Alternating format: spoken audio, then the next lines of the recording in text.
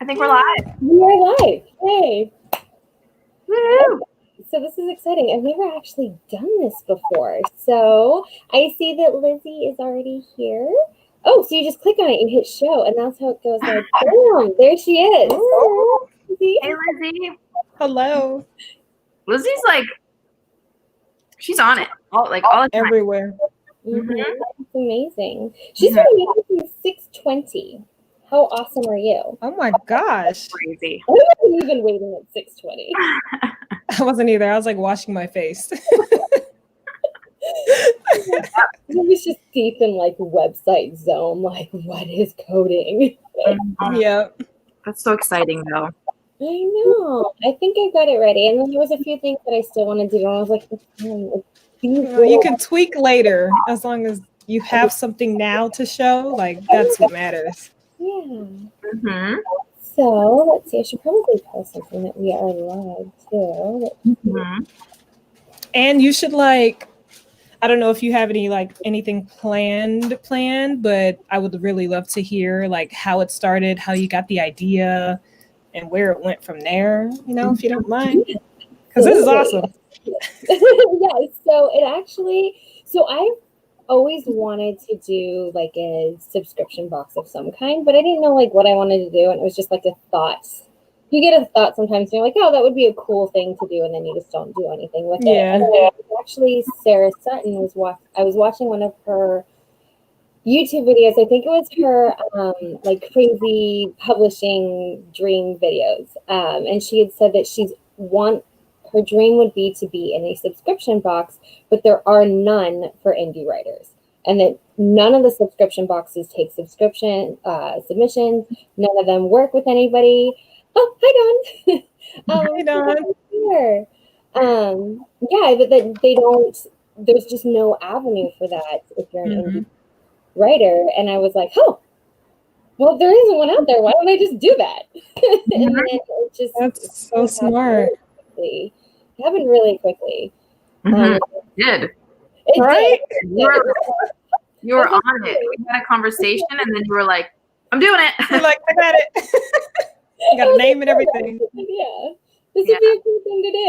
And I was like, I'd love to develop it with you. Let's have a chat. And then the next week, I was like, so I have a website. Yeah. I have my LLC now.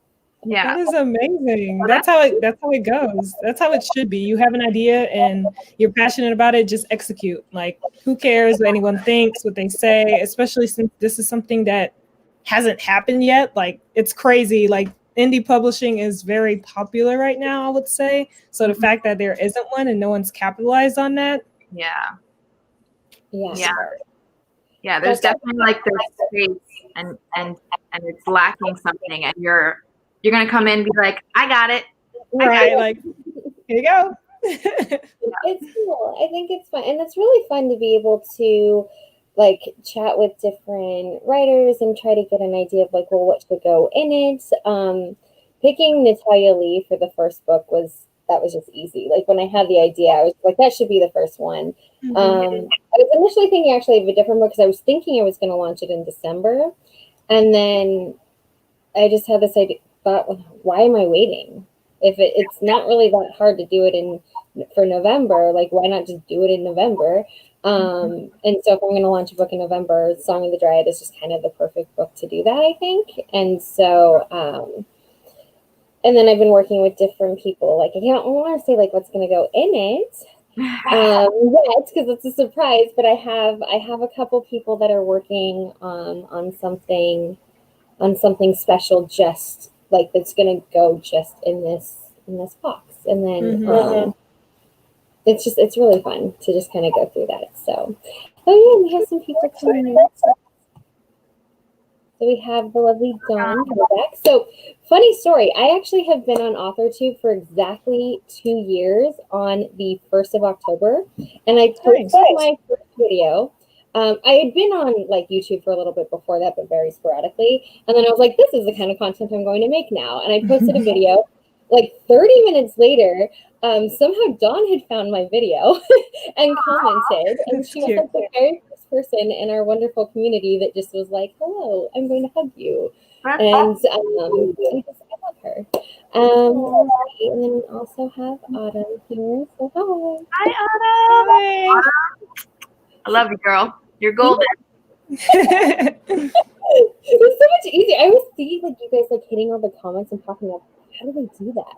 It's so easy. Yeah. Yeah, it's fun. Yeah. So, what were we talking? Oh, so we were just talking about how the idea came, but it is really fun to be able to work with different people to think a little bit ahead too on what's going to go into the next one, because what I'm realizing is I almost kind of have to work backwards a little bit, because I know the books that are going in November, December, and January. And so I have to think, if I put something for the extra items in November, I can't put that same type of thing in December. I can probably go back and do it again in January, but you don't want to double up so people are always feeling like, oh man, I got another of this whatever, right? Yeah. And so it's really tricky to kind of go back and forth, and it's almost like moving little pieces of a puzzle. Like, okay, so I also know that this is going to go here, and just moving it around a little bit. It's fun. It's a lot of fun. It's a lot of fun. So, oh my God, it's officially live today, so anybody can go and subscribe. Yeah. Yay. Yeah. You should post a link. Yeah, is the link in the description? How do I do? I just type it. It's like, I don't know. In the comments. What was that? Comments. You can throw it in the comments too. Yeah. I can just throw it in the comments. I love that you guys can, I'm learning. Never actually did it. If I was here by myself, I'd be like, hi, people. Scary. Right word. I made box. That would be the extent of communication. I think this comment is for you, Diane Mariee. Sorry? This comment on the screen, I think this is for you. Oh, yeah. Okay, let me go to it. Okay, so I'm going to throw up the link. 1 sec. If I did this right.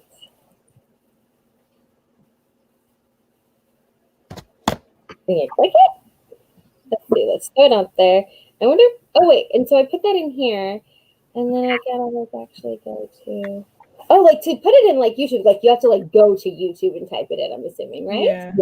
So when you go back and like edit your description, you can add it in. Oh, shoot, I don't think I did that already. I'm so glad there's like 4 people here, but I'm also so glad that there's like 4 people here at the beginning. So I figure out what we're doing. Yeah, I really like the smaller groups because I feel like you can have like a real kind of conversation. Yeah, it's a better connection. It's like a close knit. You feel it, like It's like when it gets too big. Yeah, it's like overwhelming, and it's like you can't connect with everyone.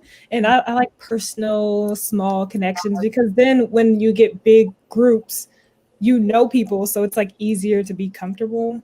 That's how I look at it. I'm like, so nerve-wracking. Really. Website. I love what is that? Coffee. Oh yes. I mean, spice, looking cinnamon. Basically, my entire personality is dependent on how much caffeine I've drank. Yeah. Like I even have do I still have it pinned up? I have I'm gonna actually put it, I think, on a coffee mug, but I have a thing that says I'm 95% caffeine and 5% charm.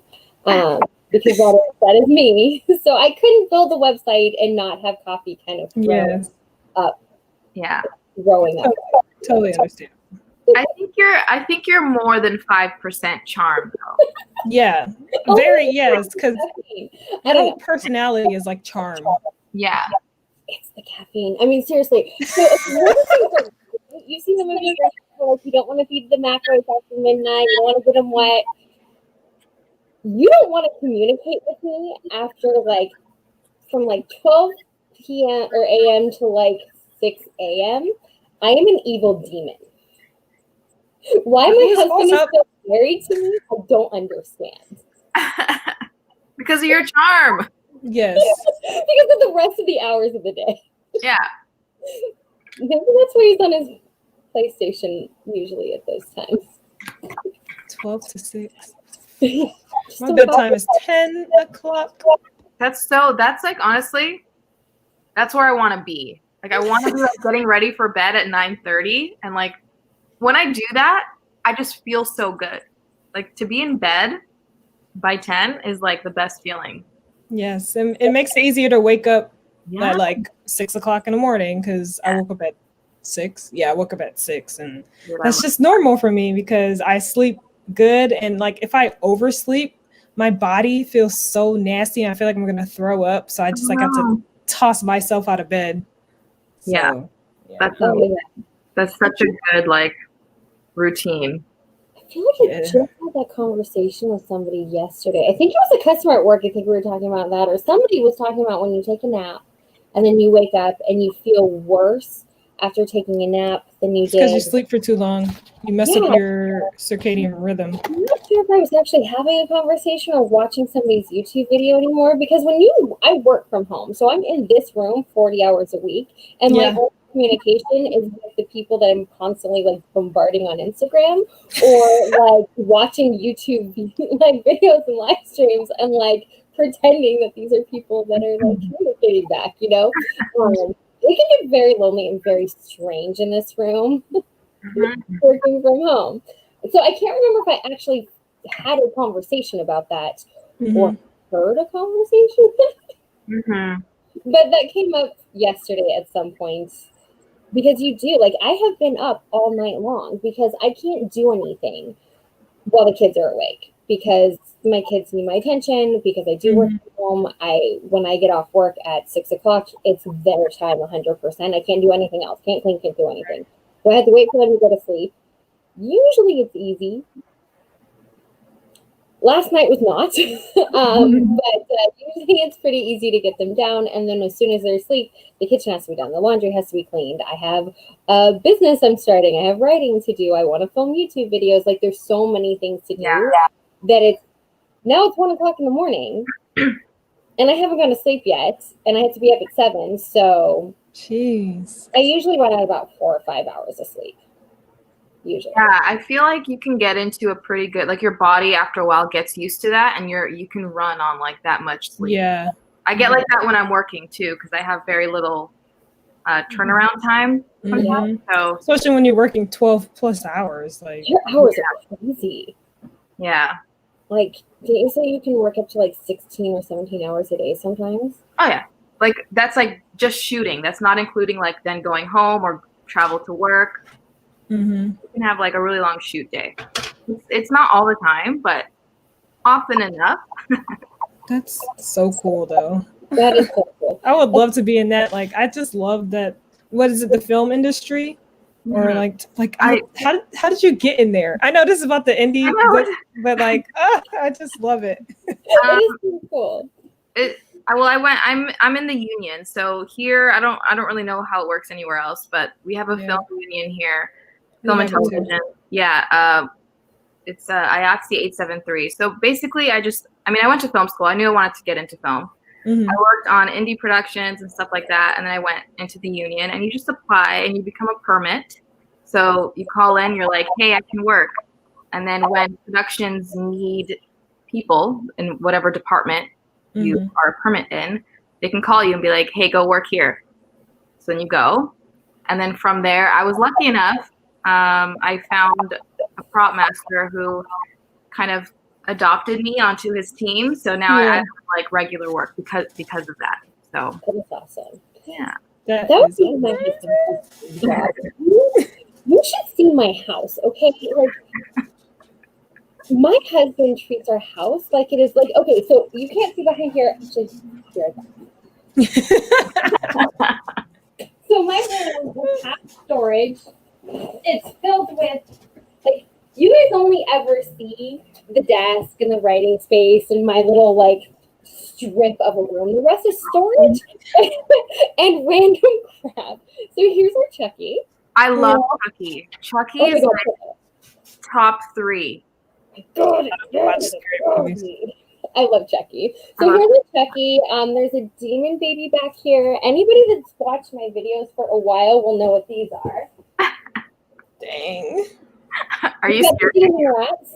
When I first started my channel, I was in a different room downstairs, and my husband had a bunch of these in here. And so we started naming the demon rats. So people that named demon rats. This is mine. This one is Gus Gus. This is my demon rat. Nice. It's perfect for Halloween. I was just about to say, that's perfect. Decorating for Halloween is so easy. Yeah.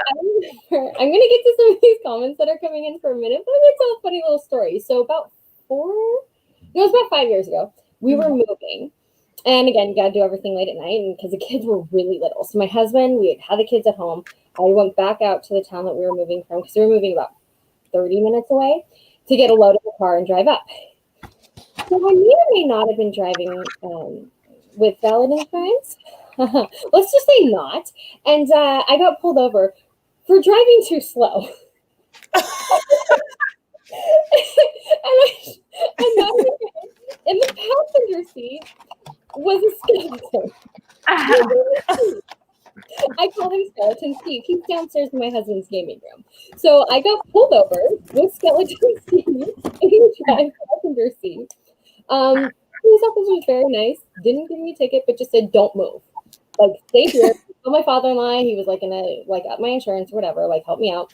And but while we're waiting, he said, "Don't move." And me being the good girl that I am, I don't move. Well, nobody could find me. My husband, everybody kind of thought I was missing for a little bit, because I'm sitting on the side of the road in the middle of nowhere for like 2 hours waiting for my father-in-law to come to help me get my insurance turned back on so that I can get back on the road, because he said, "Don't leave, don't move. If I see you on the road, I'm going to take your car." So I didn't move. I stayed put. I was told. But it was okay, because I wasn't actually alone, because I had Skeleton Steve with me. That's amazing. So, yeah. That is insane. Yeah, I know. Okay. Anyways, so let's go back. Let's get to some of these comments. So we have, let's see, Autumn. I love the smaller feel. Our little corner of AuthorTube is lovely. I love everything about AuthorTube. I know just everybody that I've met, I've never met anybody that isn't just wonderful. Mm-hmm. Yeah, my experience has been really positive. So same. As long as you just keep yourself out of everyone else's business and stuff, you know, like, then you're fine. Like, I don't know what's happening on the other side of AuthorTube, but me either. Great. Like, I think it's just with the older, like the people who've been here longer, that I think since they have a history, some things are going on with them. But I feel like, you know, us newer, you know, smaller channels are very chill. Very chill. And and the thing is, it's like, okay, you don't have to, like, just because you don't have to resonate with everyone. You don't have to be in love with everyone. Yeah. But like, you can be civil, and you can, like, you know, wish the best for everyone, and just kind of talk to people that you do resonate with, and then that's it.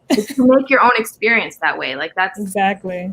Like, if you don't focus, if you focus so much on the negativity, like, of course your experience will be negative. So if you just focus on the positive that's coming from this little group, then you'll be fine. But a lot of people can't separate it. So yeah.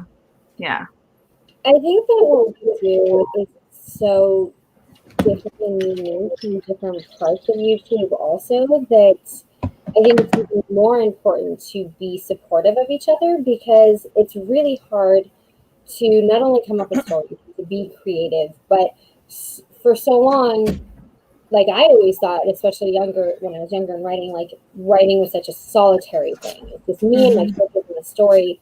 And that can make it, one, more difficult, because you don't have anybody to bounce ideas off of. It can be very lonely.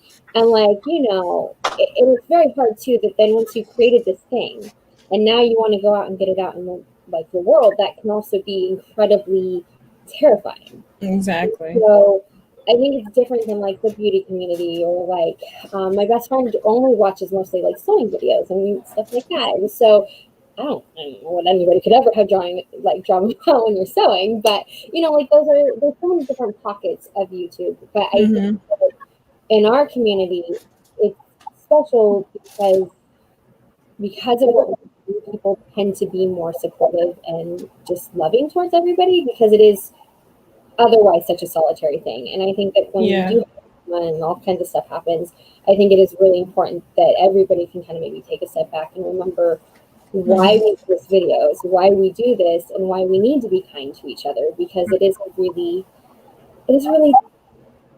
a scary thing to create a story and then send it out for people to read, you know? And right.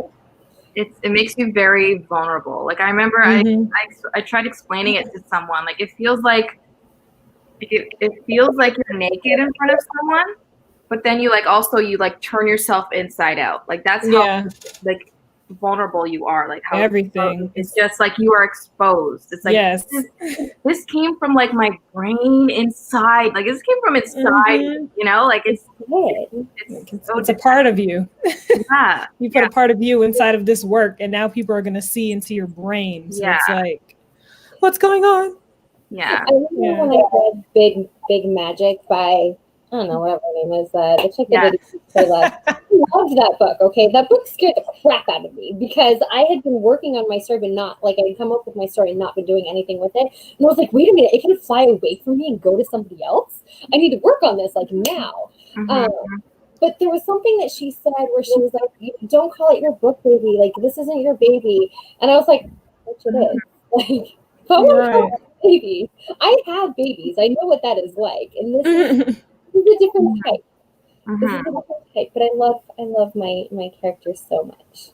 I love this because, like, you know, if you say you're a writer to somebody, people are like, oh, okay, you know, that's a hobby. But it's like, to some of us, like, that we actually want it to be our life. Even if we're doing something else, like writing and authorship can still be our life and what we do for the rest of our lives. So it's nice to have this little corner where everyone can relate and we can just talk and chat, because a lot of people don't understand like how hard it is to write and get inspired to even think of some type of story. So this is like amazing. And it's so funny too, like being able to talk to people, like it's great to be able to talk to people and then get you so well. I think it was even you. I was talking to my supervisor once at work, and I made like a weird little like typo in our conversation, and then that little sentence turned into this huge like paranormal story that I'm like, maybe I need to write. Where I think it was you I was talking to, where I accidentally wrote her something like, I bought a ghost. And she was like, that's a really interesting story. You need to write that one day. And I was like, and then all of a sudden this huge story came into my mind where it was like, yes, this is a lady. And then there's something going on and she has to like buy the private, like she hires a private investigator, but he's dead. Wait, that sounds familiar. I was like, I've never come up with like, you know, anything other than like weird twisted stories, but like not anything that's like paranormal or anything. Paranormal is my stuff. I know. I'm so excited for that. So let's go through some of these comments, and then I want to you guys can talk about maybe some of the stuff you're working on too.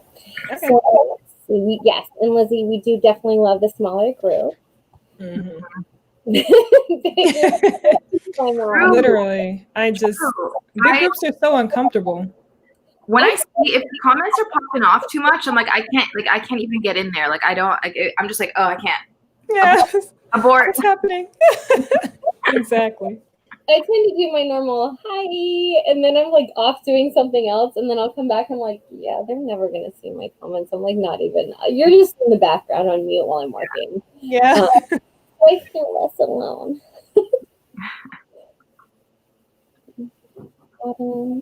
Yes. Oh, what did I do? Oh my gosh, I made it go up too high, I think. How do you do this? Oh, there we go. Okay.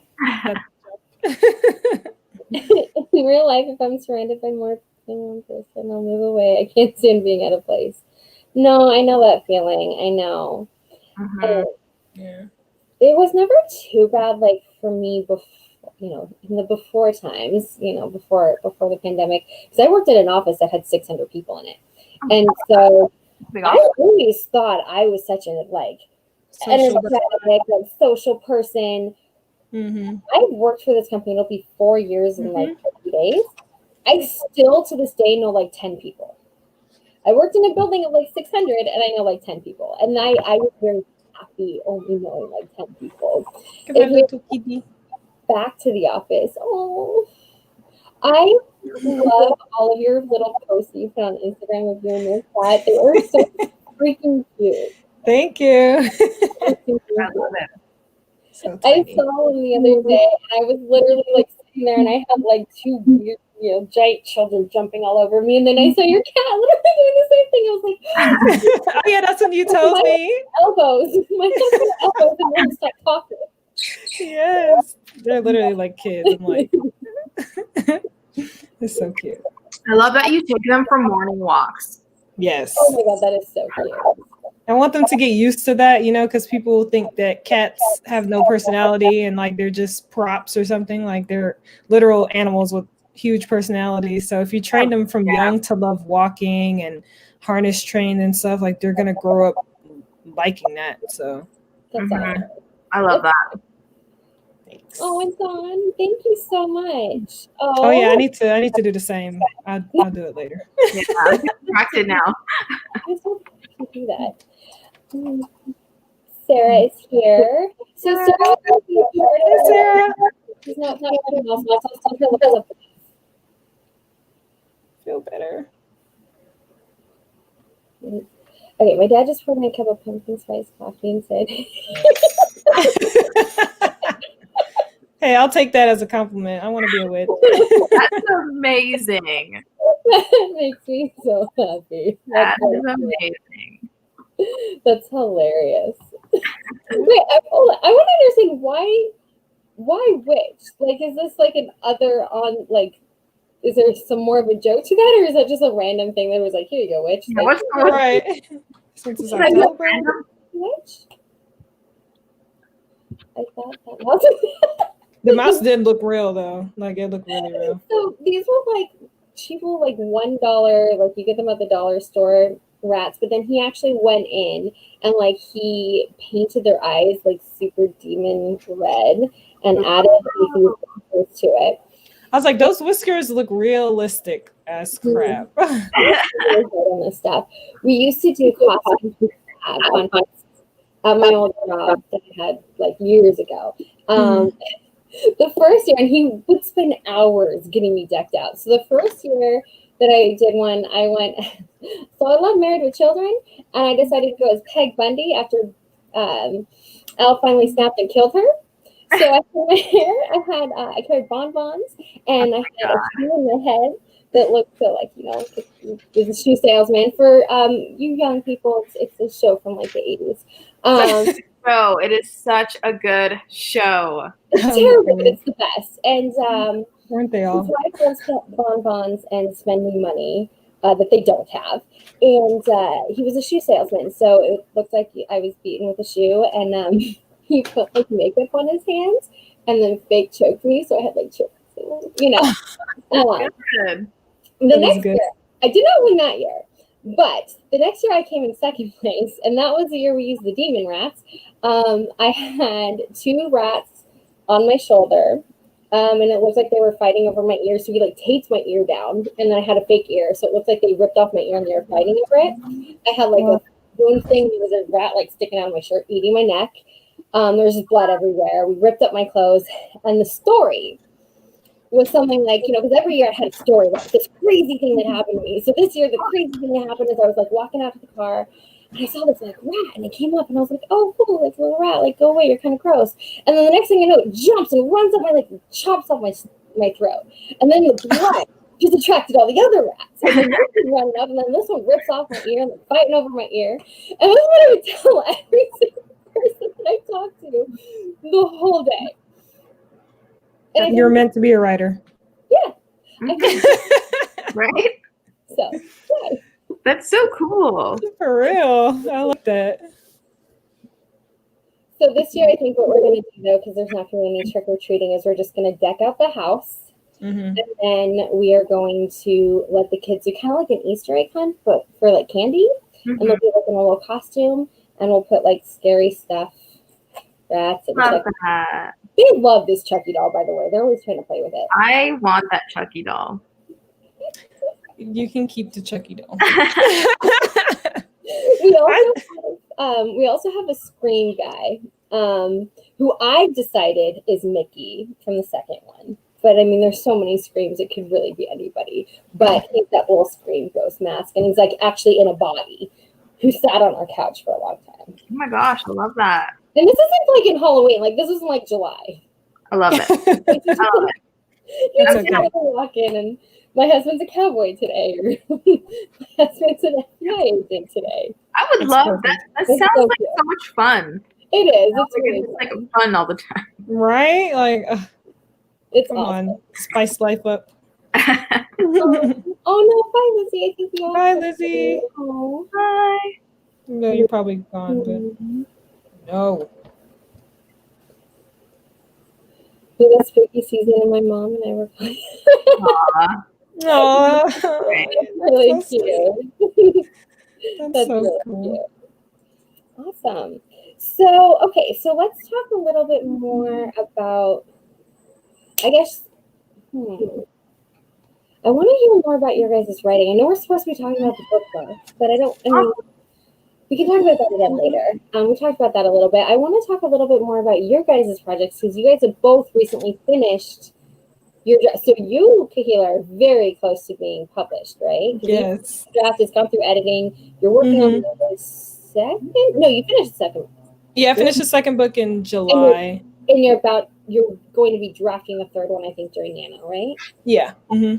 That's so crazy. I know, it sounds crazy when I talk about it, because like it feels like I just started writing, but like I'm like thinking I just watched my reaching 15,000 words in my second book, and now it's like over 114,000 words, and so I'm like, how did the words come? Like, how did it flow? I know that's the reason why I'm making these videos, but like still I think back on like, when did I get the inspiration to like finish this book? It's like so insane. But yeah, I'm on the copy edits right now. I should be getting it back in 3 days, the first round of copy edits from my copy editor, which is woo-hoo. And I have a week to finish those edits, so I'm like gonna be buried in work, but which is fine. I thrive when I'm working. Like when I have nothing to do, I'm so bored. I'm like, I'm tired of watching TV.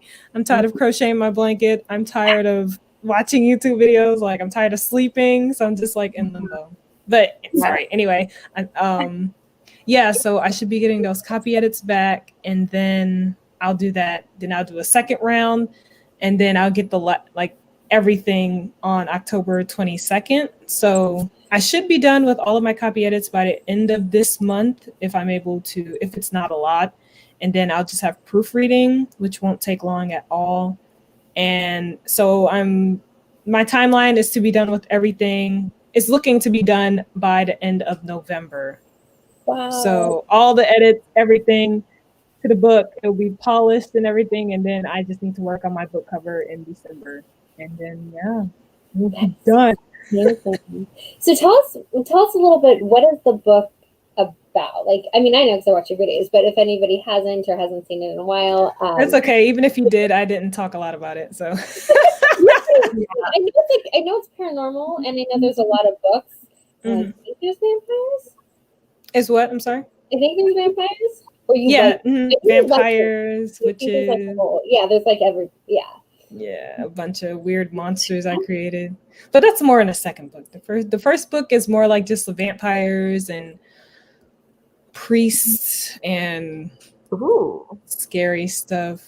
Not scary stuff. My book isn't scary. It's just like, it's weird. But anyway, what can I say without spoiling it? It's a paranormal, new adult paranormal. It's new adult because my character is like 23, but like there's not a lot of explicit stuff happening, but it'll be categorized as new adult. So new adult, and it's about my main character, and she's living a normal life, and then something supernatural comes in her life and lets her know that her memories are gone from her real life, and the life she's living is a lie and like a false life.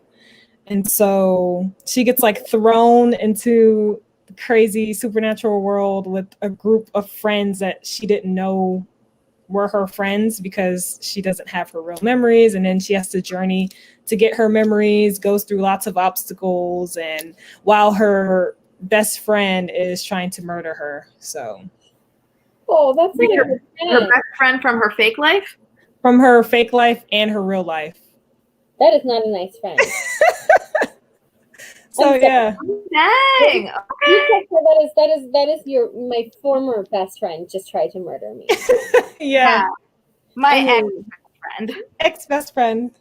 Still last time pizza and you're supposed to be my best friend and we'll have a conversation. You try to kill me and like, no, I'm like, yes. You're not my friend. Like that. You're my friend and you're trying to kill me. It's crazy. I love this though. I love this. So you're I feel like I saw this in one of your videos. You're looking to have it published like sometime early next year, right? Mm-hmm. Yeah, sometime I will say the spring because I want to have time to like do all my marketing and like make a marketing plan and stuff. So even though I'll probably be done with everything in January at some point, I probably won't come out with it until like May, so that if I want to do pre-orders, I can have time to get a bunch of pre-orders and then publish in late spring, I'm thinking. Yeah. So yeah. That's so cool. And this is why like this book box, like this indie book box, is so important because of all the freaking work that obviously goes into making these books. Yeah. Like it's gonna be so great to have something that kind of, supports and spreads the love and like the, of these books and these writers, these authors who are putting in so much work, like mm-hmm. A lot of work. It's you gotta do everything. Yeah. Like it takes a long time. You don't have somebody that's going, I mean, obviously you get somebody to design your book cover for you. Yeah. You have to go out and find somebody and pay the money. You don't have somebody in-house that's just gonna be like, okay, so we are gonna publish your book. So we're gonna edit your book for you. We're gonna do this, we're gonna do that, and then you just get to write.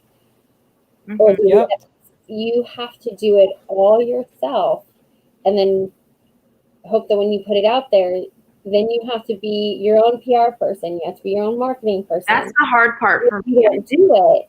Yeah. Nobody sees it, and you spend all this money, and nobody's going to find it because there's so many books, and so it's really important to, to be able to spread the word, and that's kind of why I wanted to do this. And I also, when I was starting out the book box, trying to figure out like what kind of website I was going to even have host it. Mm-hmm. There's all these websites where you can easily host a subscription box, and I could have probably had my website up in like a day, but I didn't like them because they're all very cookie cutter.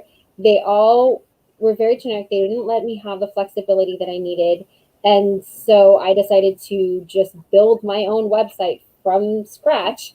And one of the things, there's a few things that I'm doing on the website that are outside of just doing the subscription box that is also going to help support indie authors, because when I first had this announced, I got so many people asking how are you going to accept submissions? And yes, I will.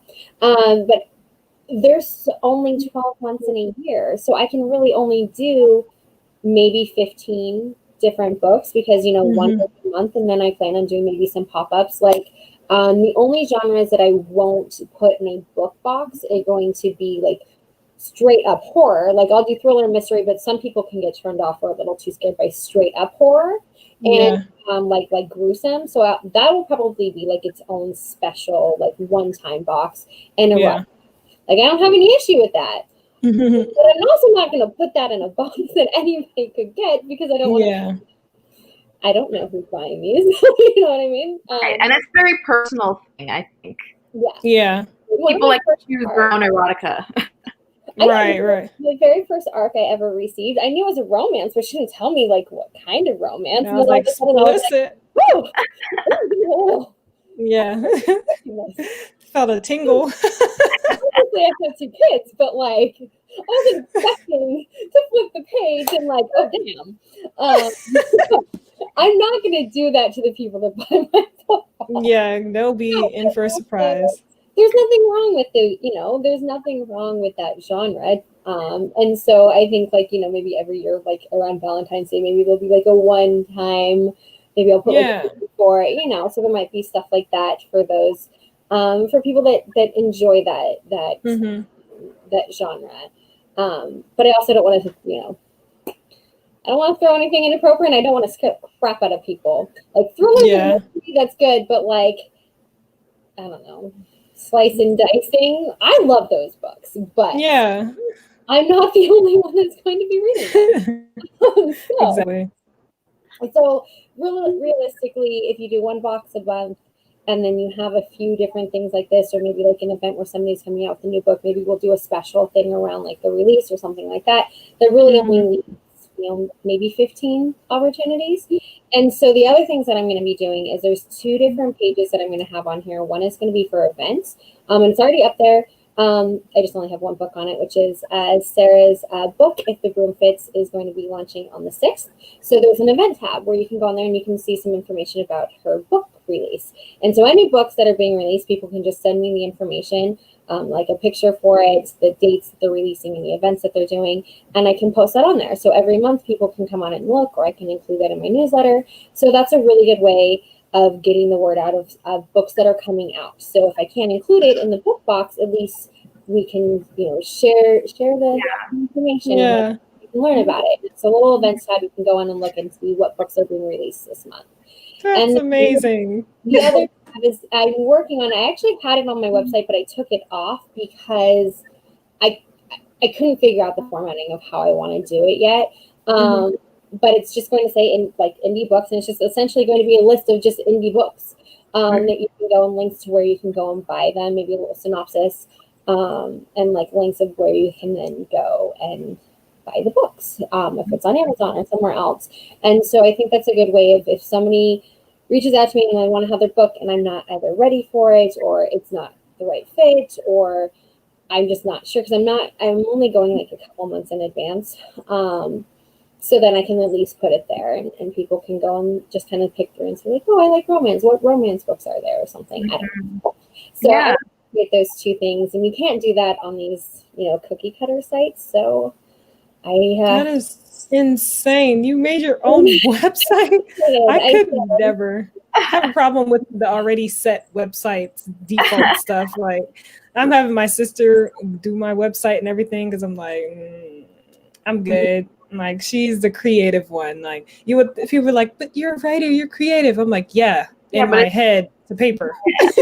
It's very different than like building a website and exactly and doing code and stuff. It's very different. WordPress is pretty easy. So I went with WordPress. So I just picked my own like hosting company, and I got my domain, and then I just picked a theme that I liked. And then I mean, WordPress is pretty easy. Yeah. I will say it used to be easier. Now they have all these like ways of really giving you the ability to go in and customize it. And some of it I'm like, I haven't built a WordPress site in years. What am I looking at? Yeah. Some of it's a little complicated, but it's you know, it figures it out, you know. And Google is amazing. When I was getting stuck on something, I was like, what do I do this for? Information is out there. Like you just gotta search. So accessible now. We have so much accessible information. Oh, so nice. I love it. Let's see. We have some more comments. I don't even know. So, John, I don't even know how to find what neighborhood. Oh. Yeah. Okay, Utah is really confusing. I do for work. I talk to a lot of people that live in Utah, and your guys' addresses are crazy. They're always like 154 West, 2400 South. Like every single one. I'm like, where's the names, man? Like Meadow Lane. I mean, how do you come out? Like, how do you have so many combinations? I mean, but I'm thinking maybe that makes it less likely to get lost. Because you're always maybe. I'm terrible with like directions and stuff. So same. I do landmarks. I'd be like, oh, by the Wendy's over there. Yeah. Okay, cool. They were like, yeah, when you turn here, I'm like, I don't know streets. Like, I barely know what street I live on. So like, yeah. Thank you. Yeah. Like when someone's like, oh, the south side, I'm like, I'm gonna have to pull out my compass because I don't know what you're talking about. Like, unless it's like my neighborhood, like I know how my street runs, you know? Exactly. Like if you just plot me somewhere and they're like, yeah, south, Like, go south. I'm like, I'm like, is the sun setting or rising? Because then I can try to figure out. Yeah. But like, Yeah, I have no. My grandmother always called me directionally challenged. I grew up in a town with 7 stoplights. Okay, wow. I would get lost in a town that only has 7 stoplights. Okay, small town stuff. Jeez. I just can't. And then so just sticking on the road. So I grew up in like Nevada, like just a little outside of Reno. And Reno is kind of confusing, but I always knew that if I could just get on South Virginia and go straight. And that's the street that you've seen, like the Reno signs where it's like Reno, the biggest little city in the world. That street. If I can get on that street and I can find the Reno sign, I can find anything that I need. As long as I get on South Virginia, I can always make my way home. Mm-hmm. Getting there, I would get myself very turned around. Yeah. Very turned around very fast. Reno can be a very cool city too. So yes, my significant other helped me with my website. I just want to know. Right? Like, why do I have to do everything else? Right? Yeah. That was like kind of the struggle that I had because I am so close to finishing my draft of my script, and I've been trying to finish it every day. I'm like, I'm gonna finish today. Yeah, I see your stories and stuff. I'm like, and then I don't because the kids and something are busier than because I'm not working. I'm like they like expect me to actually like talk to people and do my job instead of just like not answering the phone and writing. So I have to work. And so I try to write a little bit if there's time in between calls, and there just hasn't been.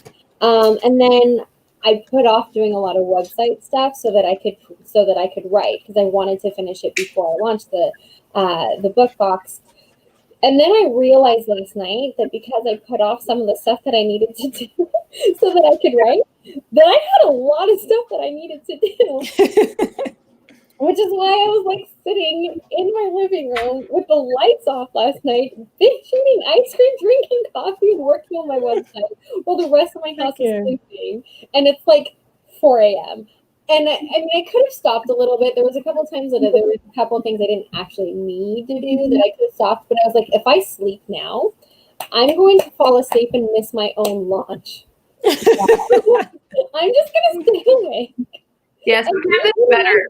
Yeah, sometimes, it's better to just push through because all of that is going to come down when you're sleeping and your body's going to be like, sorry, you're sleeping. Yeah. It's going to be terrible. Yeah. But hey, all of this work is going to, pay off later. You just, whatever you put in the universe, it's going to pour back into you double or more. So you put in all the hard work now, like you'll see the results later. Yeah, absolutely. I think it's going to be very well received. Oh yes, most definitely. Yeah. That's awesome. So I should probably kind of talk a little bit about like some of the ins and outs of it. So one thing that I kind of struggled with was trying to figure out timing and scheduling and pricing and how you kind of work all of that stuff out, because this book box is so different from other ones because all the other book boxes that are out there, they work with big publishers, and so they can just say this is how many you're going to get. And I also noticed that every single book box that I've been on will talk about how they will sell out and then be on a wait list. And so and I mean, this could change in the future, but I didn't want to do that because there have been times that I've tried to sign up for these other book boxes and they're on a wait list. I'm like, well, I'm not going to join a wait list. Let's buy a book on Amazon or something, right? So like, don't ever get these boxes because they're on a wait list. So what's the point? And so I didn't want to do that. And so what I did instead, and this is where I got a little panic moment because the timing, depending on where the authors are getting their copies from, apparently Ingram Spark stinks and takes forever to print the books, but you don't know like how many subscriptions you're going to have or how many orders. So for this first one, it's actually really tricky because I don't know how many subscriptions there will be. And so we don't want to put in an order for, 100 and there's going to be like 10, or for 10 and there's like, 20 people that sign up. And so trying to figure out how many orders to put in has been really tricky. And so I have different dates essentially where it's kind of like a cutoff, but you can order any time throughout the month as a new subscriber, and you're going to get your box at different times. So like with this month, this is kind of considered like the pre-sale. So there is 2 books that are going to be offered for this whole week. So if you sign up from the 4th through the 10th, you'll get Natalia Lee's book, which is Song of the Dryad, and you will also get Keelan was so sweet, and she offered to include her book, All the King's Traders. Oh my God. Oh, that's amazing. And it's a physical book, not an ebook or anything. So if you sign up from the 4th through the 10th, then you'll get a second book included as well, which is awesome. And then there is actually some giveaways that are going on today and for the rest of the week that we'll talk about too, as far as like what you can win and how to do that. But in terms of the box, so for the first week, this is kind of what you'll get for the first week, is you do get that extra book. And then the cutoff every single month for the first shipping is going to be the 15th. And that way I can make sure that we put in an order for however many books we need. Yeah. And I can get them, and ideally they will arrive and I can ship them out. And this is where it gets kind of like, other book boxes are like, oh, we'll ship between the 3rd and the 7th. I need to give extra time because I don't know when I'm going to receive books. I could get them in 2 weeks and be able to ship them out right away at the very beginning of a month, or Ingram Spark or whatever public printing place can take 3.5 weeks to print and get them to me. And so I tried to make the expectation when you're kind of looking at everything on my website that the shipping dates, essentially, if you sign up as a new subscriber by the 15th, I'm shipping somewhere between the 3rd and the 10th.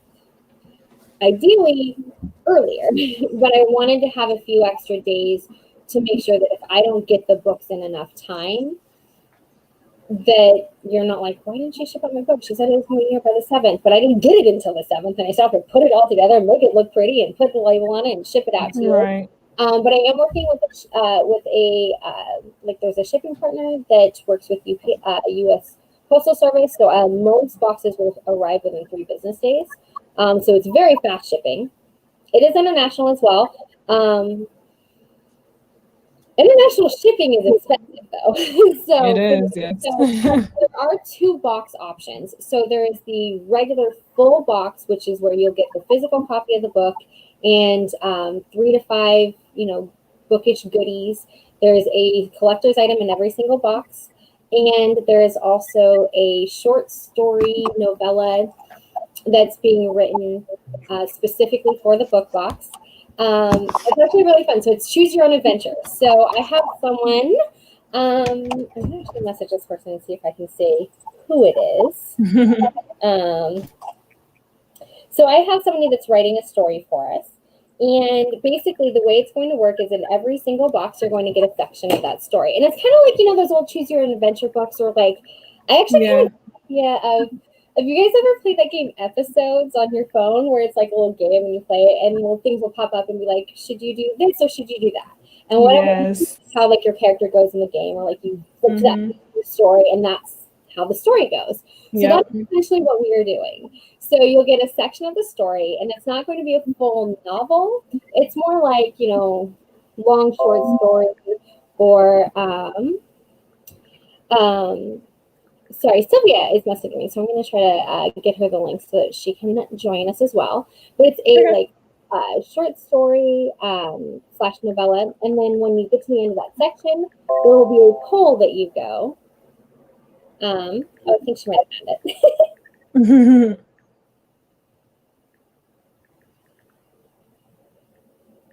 I'm so bad at I am so bad at multitasking. I'm like, if I'm typing something, I can't be speaking. Yeah, no. That's okay. Yeah. Hold on.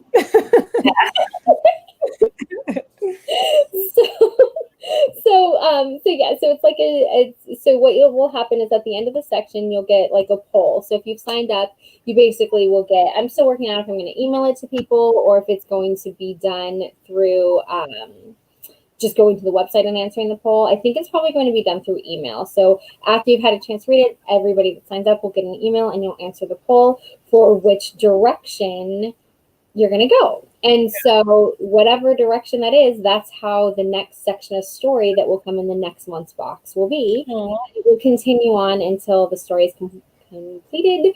And then hopefully at that point, I'll have somebody else that's going to pick up and write a different type of story. So, that's so cool. I love that.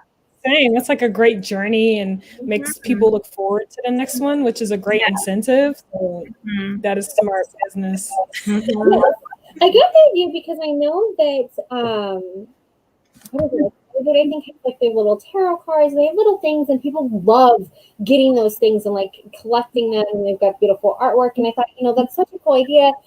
But I also can't just be like stealing everybody's ideas. I have to do something different. And the idea kind of came to me, and I just thought, let's see if anybody is willing to write it because I'm so not going to do that. That's a lot of work. It is on top of everything else that you're doing, not just for the business, but like just in your life to be able to live in general. Like, yeah, like that's too much. I couldn't do it. And also I think it's important that I'm removed from the box because I mean, obviously it's something I created. I'm not going to be like hidden like this, who runs the indie bookworm? Like that's me. Like, okay, Sylvia's here. Yay. Yay! Hi, Sylvia. Hey. I woke up like 25 minutes ago. I don't even I have no excuse. That's totally fine. I'm just so happy that you're here. So yay, I put you down on everything as you're sincerely Sylvia. I love it. Yes. I love that name so much. And I'm so happy you're here. So everything you get in the box, you'll get the 3 to 5 items, the book, you'll get the little collector's item, and then the story. And that's everything that comes in the physical copy of the book, or the full book box. It is $38 plus shipping, and I keep forgetting that there's also tax because I live in a state that doesn't have sales tax. So I had to include that. Like, I'm coming up on this thing on the website. I was like, I don't need to do that. What tax here? Oh yeah, but you might not live in Oregon. So, and what I did with the shipping is I went through, and it took me a really long time to try to figure out what shipping should be because it can change on my end depending on how heavy the box is. Boxes would typically take more. So if I put down like cost X amount and it's a bigger box and it takes more shipping, I'm not going to be like, yo, you owe me money. It'll just be taken up by something else, right? So I estimated shipping at $8.99, which is basically everything that should cover up to like 4 pounds. Which I don't ever expect to have a 4-pound box, but that should cover up to 4 pounds. So if that should be enough, and that's for anything in the United States. I did 14 for Canada and $17.99 for international, and that's the one that's really gonna like get me a little bit. That one, when I did the range, it could be 17 to 25. Depending on where somebody lives and how heavy it is. So, but I also know that that's a lot to be adding on top of the cost of a box. And so that also came up with the ebook or lighter option, is to make sure that there was something that was at a lower price point for people that can still enjoy the goodies, but won't have to do as much in terms of, won't cost as much for shipping. I mean, shipping is going to be the same, because really all you're doing is taking out the book, but the cost of the box is only $25. So it's $38 for the full one. The ebook is $25, and you still get the same book. It's just going to be a Kindle version. So you'll get sent a Kindle version of the book, and then you still get every single thing that's also in the rest of the book box, just like everybody else. They're also going to be signed copies.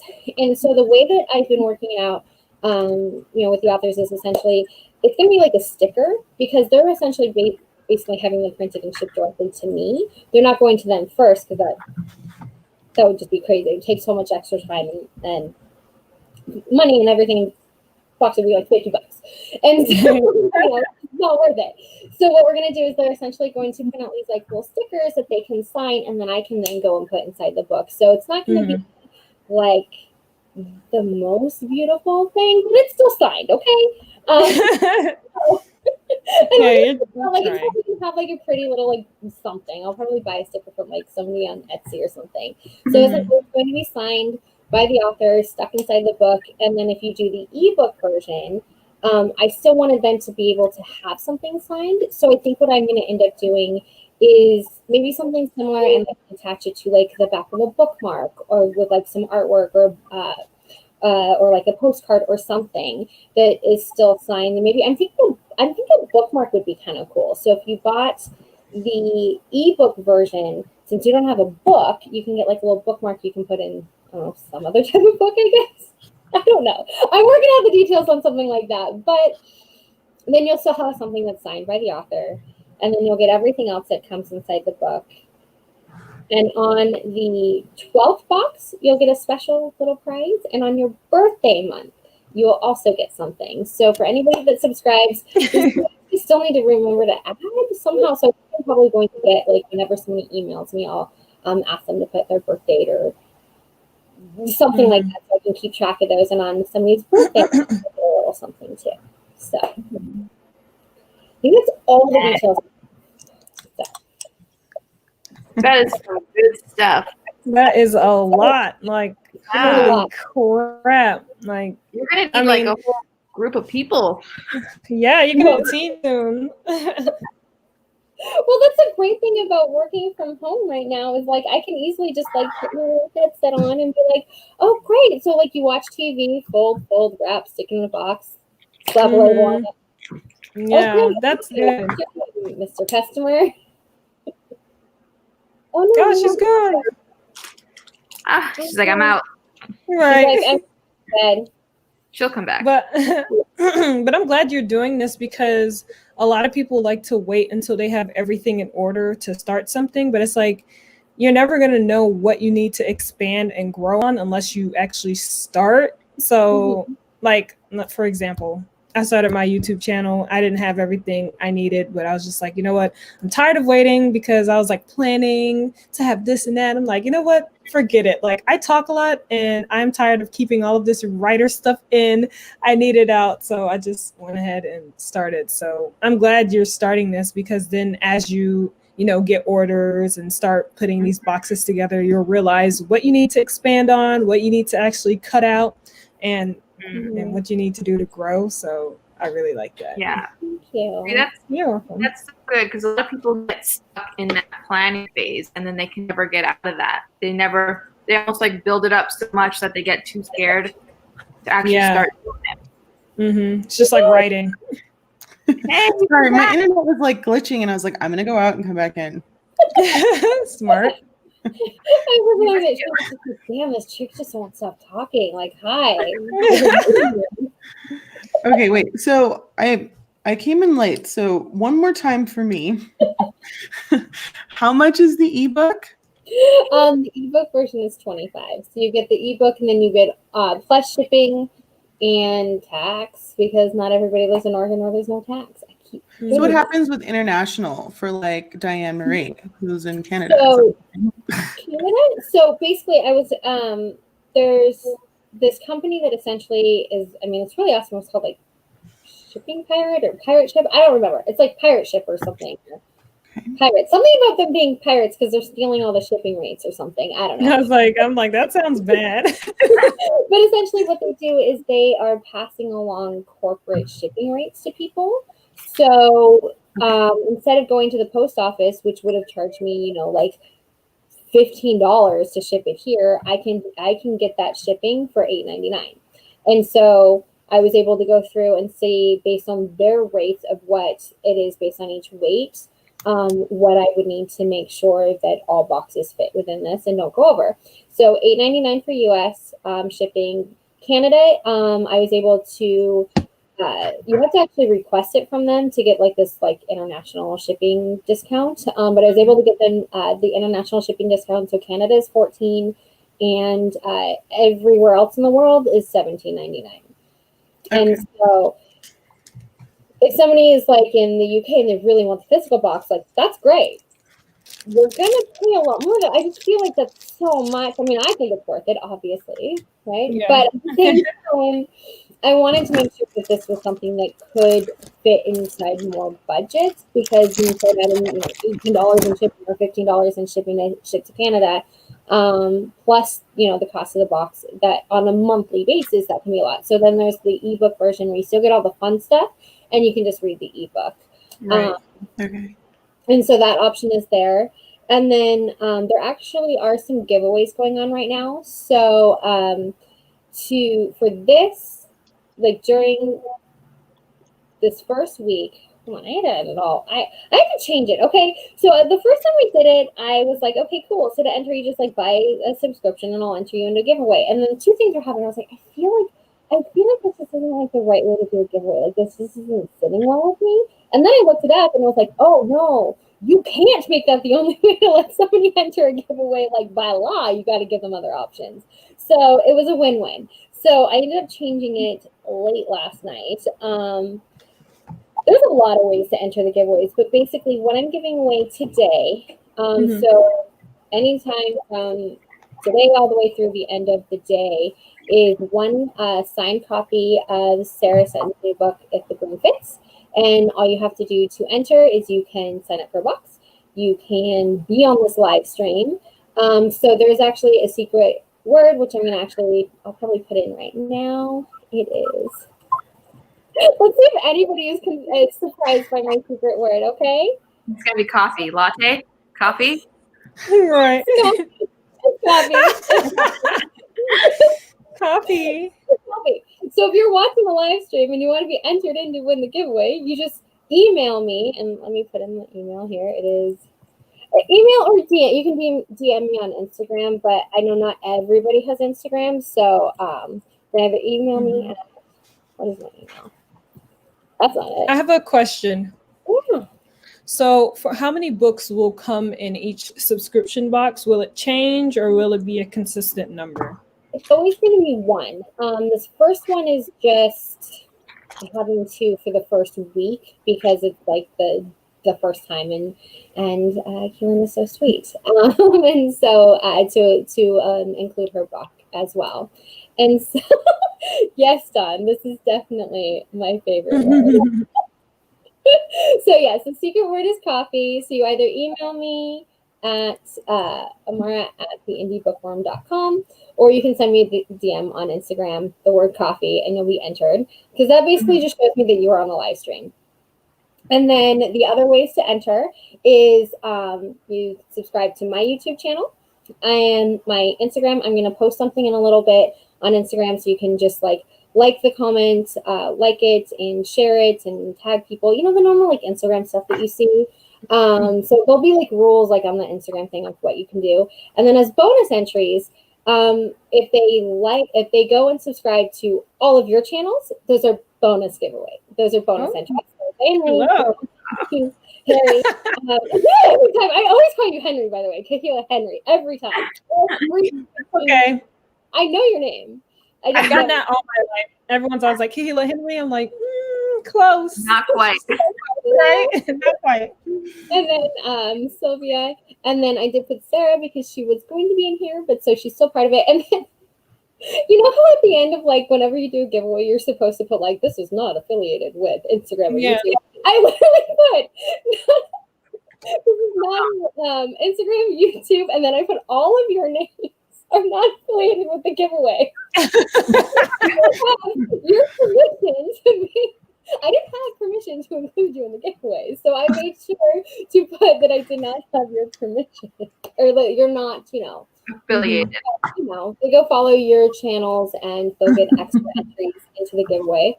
So we're doing, so for today, it's the book, and then a $10 gift card to the the book launch planner website, because she's got some really cute planner stickers. And so you can go for either somebody will win the book, and then somebody will win the gift card. And then for the rest of the week, the same ways of entering. For the rest of the week, there's going to be one more signed copy of Sarah's book, and then one book box I'm going to give away to somebody, and they can either keep it for themselves if they were not able to subscribe to it, or if they have subscribed to it, they can give it to somebody else. The one-time thing, because I just want everybody to enjoy it, but I know that this has been a really tough year for a lot of people, and in that aspect, it might not be the greatest time to be launching something like this, because there might be a lot of people that would love to subscribe but might not be able to right now because times are very tough. And so I just thought, it would be nice to just give that to somebody. So if there's somebody that you know in your life and you want to give away and you don't want to keep it for yourself, you already subscribed and you want to just give it to somebody that loves books and wants to support indie authors, then you can give me their information and I will send it to them. So can I make a suggestion? Yeah. Okay, so obviously this would not be for the first book, but I would like to see, and I remember, Lauren always tells me this, that I am management, and management knows how to come up with ideas, but not really how to do anything about them. Okay, all right, management. Yeah, so I think it would be really cool if you had 1 month or at some point you had where the ebook could be a choice between 2 or 3 books. That's a good idea. That is a good idea. Just because I think more than one person is going to be launching on that month. Sometimes people pick the exact same month. In September, there was 5 people, and I was like, what's going on here? Did I not know that September is the indie book launching? Yeah, that is a good idea. Or that could even be something that I could do, because when coming up with the ideas of, and even pricing it out and, where does those prices come from, the vast majority of this price is going toward everything that goes inside of it, because I wanted to make sure that the authors are obviously not only not taking a hit, but they're going to get something monetarily being able to have their book in there. I guess most book boxes are mostly, it's a marketing thing, but I also think it's important that they, they get the money. And so they will basically negotiate what they want to sell the book to me for. But so there could be a range depending on how much they sell it normally versus how much they can sell wholesale. Same thing with basically every person that I put in there. So let's say I have a month where instead of doing an extra coffee mug or whatever, I do an ebook. So I have the main book that is a physical book, and then there's a second ebook option. Or maybe you can choose between this or that. So do you want a YA romance, or do you want a stab 'em die thriller, or something? You can pick. Next month, answer the poll. I'm going to add an extra ebook in there. Do you want a fluffy romance, or do you want to see somebody stalking someone? Yeah, that sounds good. In the planner community, they definitely have that. So they have a certain type of planner if you're more of a thrills and chills kind of a planner, or if you're more of a plain Jane, or if you really kind of rock and roll or wild skulls and things. They usually have 3 different types that you can choose from, so that it's for everyone and not just one specific person, if that makes sense. Yeah. And I think that this is definitely it's going to evolve as time goes on a little bit. I do have ideas for if this takes off more of being able to niche down a little bit in your genre. So if you don't care about stalking, kill you, die stories, and you just want to read fluffy romances, or you don't care about adult, you just want to read YA, then maybe I can separate them out. To start out with, that would just be even trying to come up with that, just my point was it's just time management. Okay, it was just too much. So it was just there's 2 options. There's the full version and there's the light version. And then as I get feedback from people, or there's enough submissions coming in, enough subscribers coming in, then I can maybe start separating things out a little bit. Mm-hmm. But even trying to come up with like the concept of how to put that on the website and how the heck am I going to put these together and how I'm going to keep track of who wants what and how am I even going to have anybody subscribe to this thing? Like it was just too much. It was what my brain is much. Yeah. So to start out, and I put that on my website. It's just basically like you're going to get different stuff every month, and that's what I think is kind of part of the fun of it, is that you might get a YA romance, and the next month you're going to get Kahilah's Paranormal, where her best friend's character is trying to do something, you know. Yes. You know, her new adult paranormal with best friends murdering each other. That's like the one piece that I took away the most. Yes. I had fun writing that. I just put it for the second because it makes me laugh. Yes, coffee is my favorite word. So,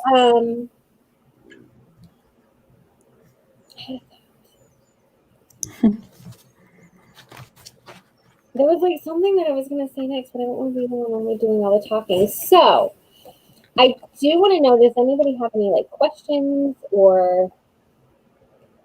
I'm pretty sure I've kind of gone through all the like things I should probably tell people. How much it is, when you're gonna get it, stuff like that. And so, and when we were kind of talking about like when you'll receive it, so the cutoff for shipping was the 15th, and so if you order, so the great thing is this is the first month. So this month you can order by the 15th, and ideally I'll have them in enough time to ship them out before the 10th. But the 10th is kind of like that's like the last day that I would expect to having to send them out. And then if I get them early enough, it might be the second of the month that it gets shipped out. Rebilling happens on the 15th. And the great thing is starting in the December box, I'm already going to know how many people are subscribed. So we already have a jump on, okay, I need this many books. So let's order a few extras to make sure that I have a few extras on hand or whatnot for other people. So there's not this like big question mark.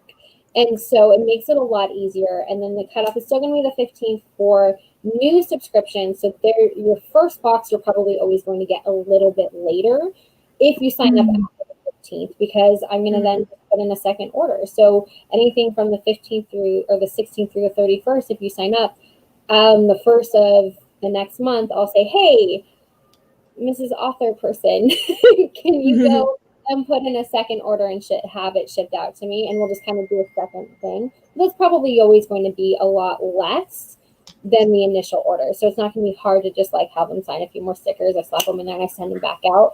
So the way that I'm doing the date range on that is that I'll ship those out sometime between the 18th and the 25th, because that should be plenty of time. If Income Strike doesn't have those books to me, for me to be able to put them out by the 25th, then they suck at their job.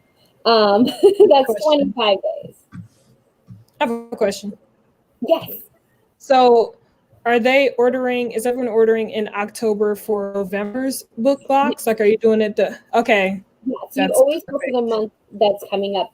So I'm starting details now for next month. And then after, and so it's kind of like, and that's why I wanted to do it. I might make it a little bit more complicated or even confusing, but I just didn't want to say like, okay, cool. So I'm going to do 50 books or I'm going to do 100 books, and then I sell out and you're on a wait list. If you didn't get it, you don't get it. Like, I'll just keep putting in orders. I'll just keep asking. Yeah, that's smart, because and then you have time, like you said, to get the books in. So that's very smart. That's exactly what I was thinking. She's going again. Then how will that work will you be able to do the same sort of thing for like the bits that come in? Will you have to and I do have backups, because those could be, because a lot of those I'm working with, and honestly, those are hard. I have not been able to actually get a response back from very many like indie brands and like people that are putting stuff in it. Some of the stuff is stuff that I'm designing, or I'm working with like print on demand type things, with like other artwork and stuff. So it's stuff that I have a little bit more control over because I'm helping on that aspect, but I want to have more indie brands coming in. So hopefully they'll start responding to me. So some of it, I'm just going on to Etsy and I'm just putting in an order at full cost for what it is to order this thing and putting it in there. And if they sell out of that, then I have backups that are very similar. So in that case, somebody might not get the exact same. Like if I put in a candle, for example, and that person that makes candles has sold out of that one, I have a backup that's very similar, either the same store but a different scent, or the same kind of scent but from a different store or something like that. In case, because those things could sell out. But stuff, some of the other things are really easy. Like if it's a bookmark that just needs to be printed, or it's just the extra bits that are a little trickier. Yeah. And it's also surprisingly hard to get people to email you back. Yeah. Yeah. Yeah, it takes time to get those contacts and build those relationships with vendors. And once this has been more established, I feel like people are going to be like coming to me a little bit more, and that'll make it a lot easier.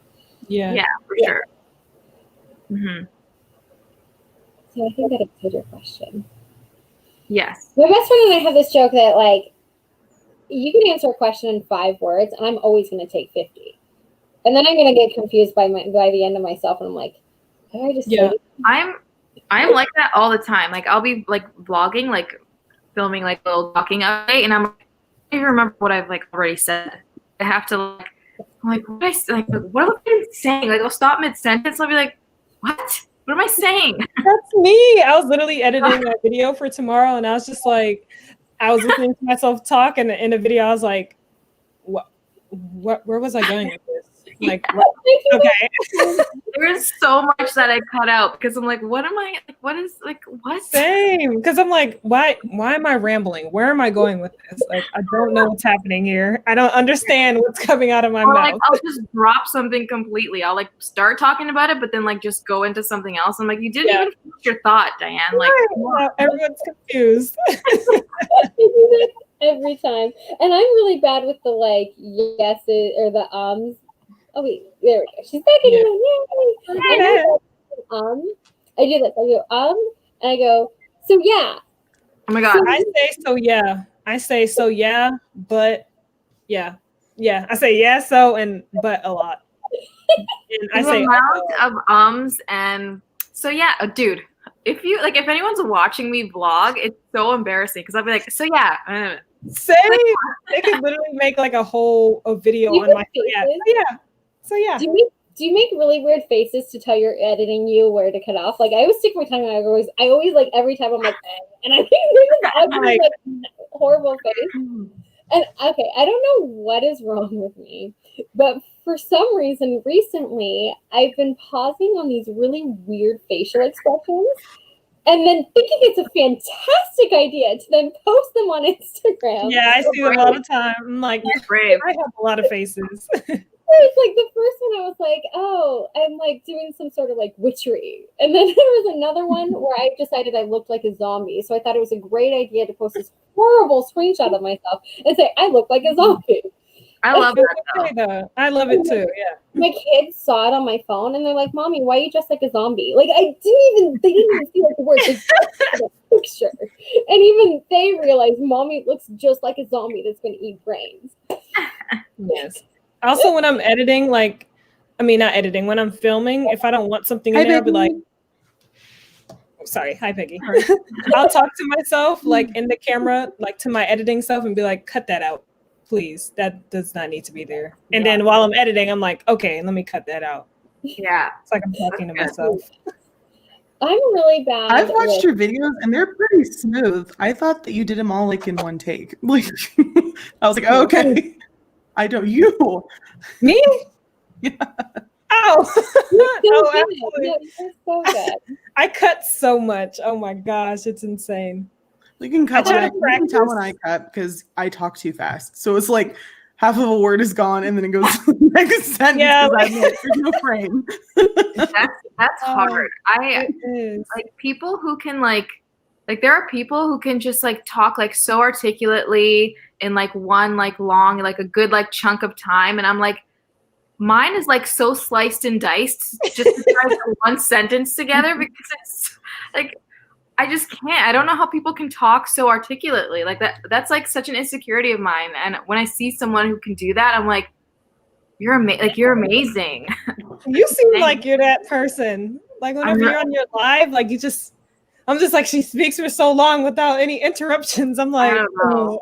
Definitely. I mean, maybe when I'm live a little bit, but like when I'm vlogging, it's like I forget how to speak. Same. I'm like, hello. Just speak. And I get tongue tied. I'm like, oh, like that was like, what was that word? That wasn't even a word. Like what?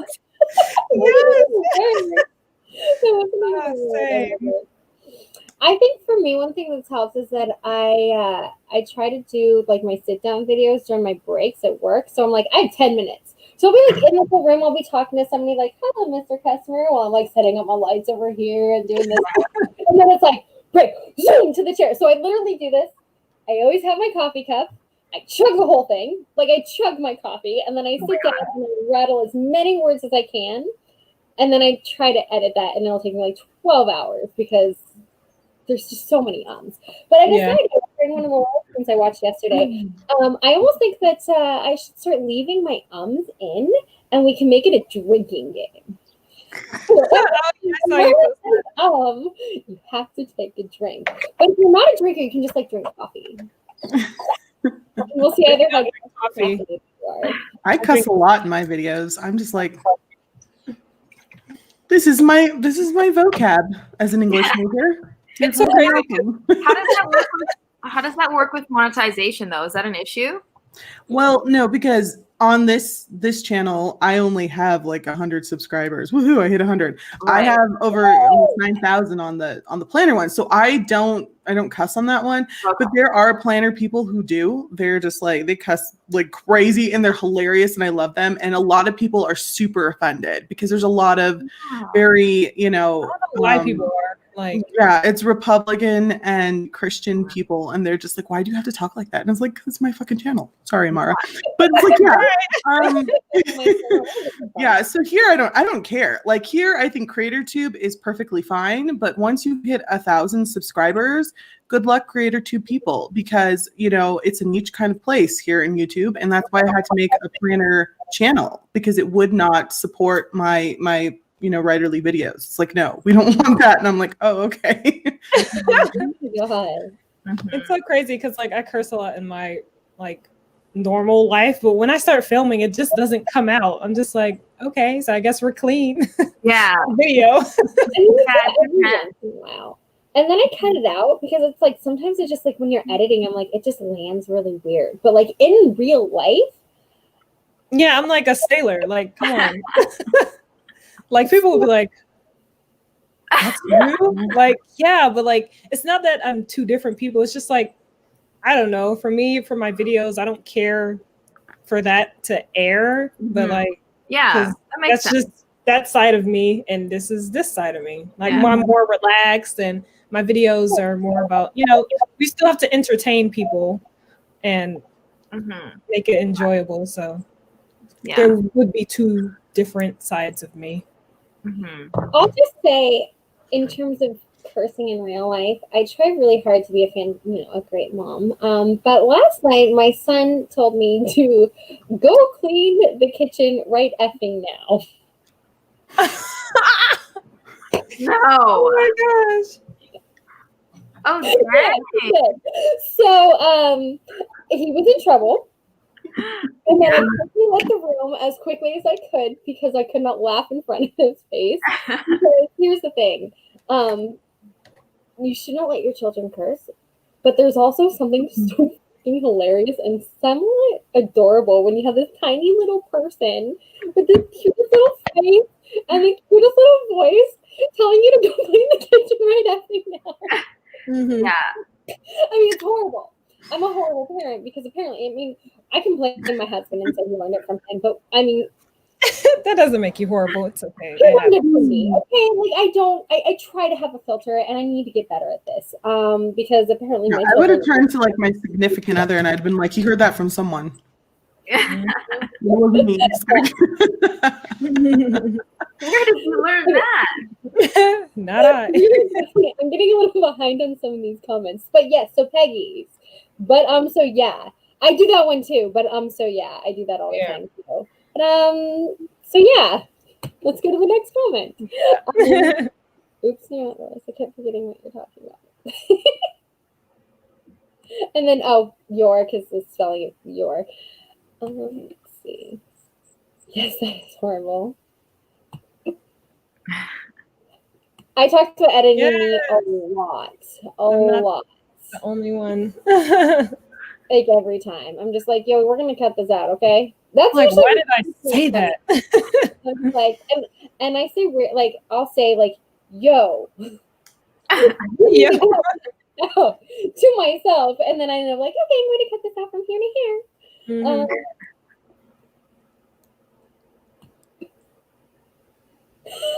I only swear at idiot driver. There are a lot of idiot drivers.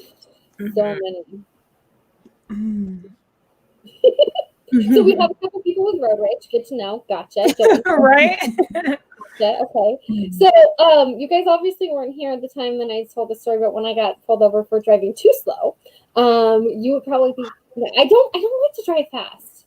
It scares me. Okay. Yeah, I mean, he was definitely in trouble. He was definitely in trouble. We had a conversation afterwards. Mm-hmm. And then now I can come on live, YouTube and share with the entire, internet that I'm a horrible parent. And I think it's hilarious when kids cuss. It is hilarious. A horrible parent at it like doesn't. in the When I was in high school, my best friend Hanky and I. So my younger brother was born when I was a freshman in high school. I was a sophomore in high school when he was born. So come senior year, he was about 2 or 3 years old, I think. And my best friend Mikey would come over when I'd have to babysit my little brother, and we thought it was hilarious to teach him how to cuss because we were crappy little teenagers being told to babysit a child, and we just thought it was hilarious. So then I get a call on my cell phone, which granted, this was like I graduated in 2004, so the cell phone was like this ginormous thing, like this big. And I used to think, by the way, I was so cool because I was like the only person in high school that had a cell phone, because whatever. So she called me, and she's like, and I'm with her, she goes, "Oh yeah, are you with Mikey?" And I'm like, "Yeah, of course I am. I'm always with Mikey." And she's like, "Okay, can you put me on the speaker?" I'm like, "Yeah, cool, whatever." And then we put her on speaker, and she's like, "What have I told you kids about teaching your brother how to curse?" In the kitchen, and apparently he drops his milk and spills it all over the floor. And he looks up and he goes, "Oh shit, Mom, I just dropped my milk." And I just thought, and we just started laughing, and we were so proud of him because he used it in the right context. Like that, use that word. It's always funny. For 2 weeks, and it was worth it. Okay, worth it. But now I feel like this is my parenting karma. Probably. No, that's okay. Oh, thank you, Becky. It doesn't. Right? That is definitely the face. If I could just move my head. Yeah.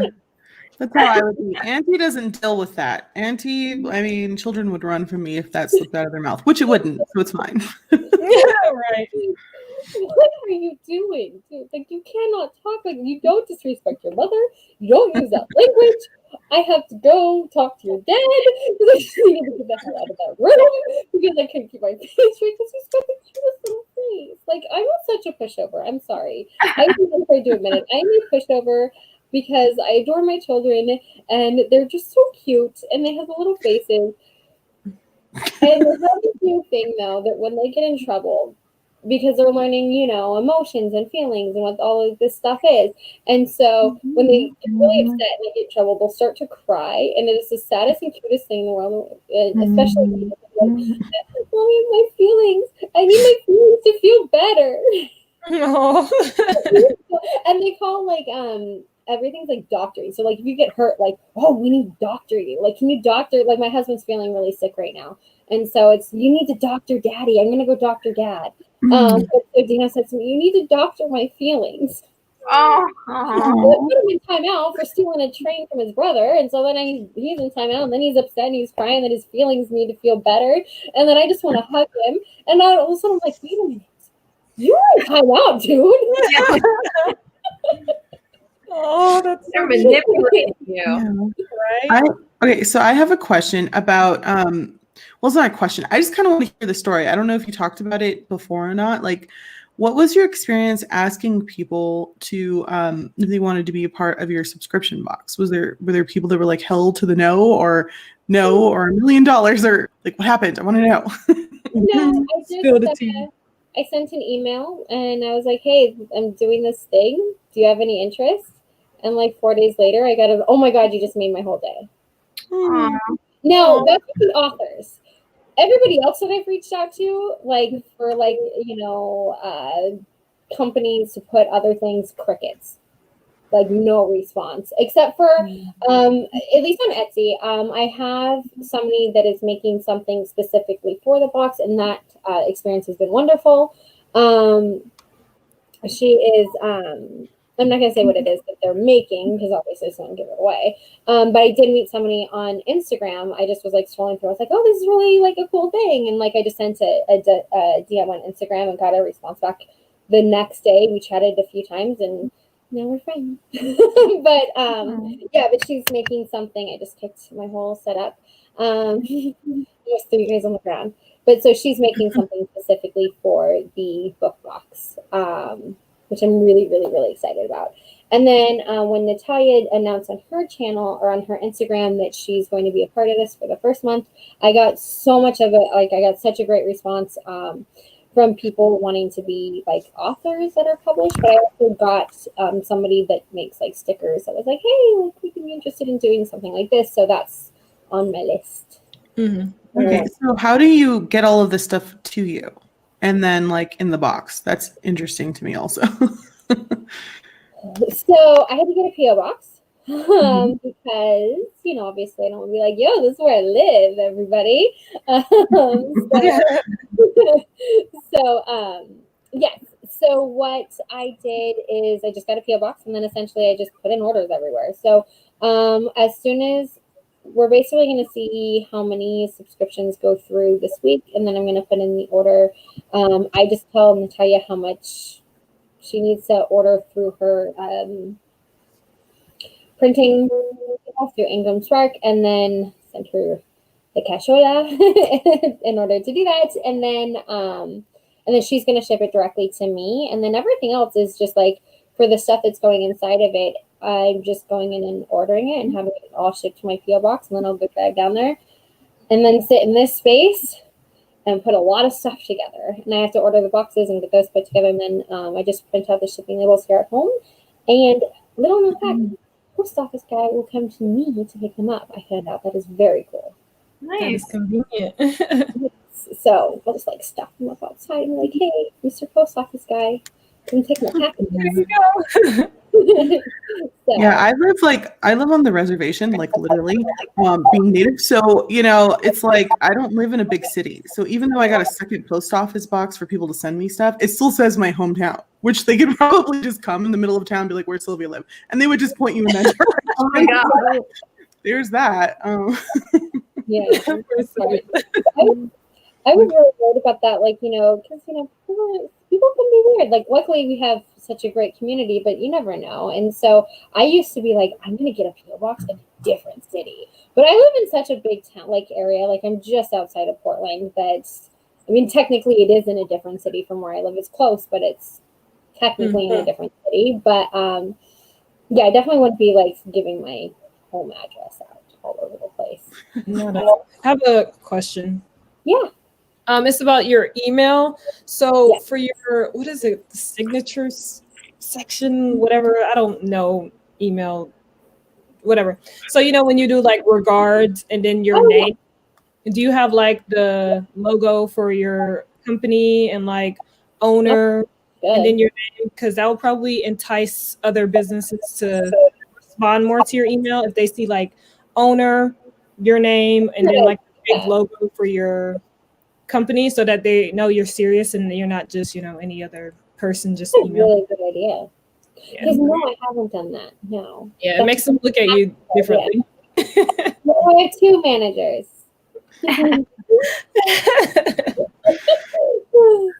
Supervisors, their thing. Just kidding.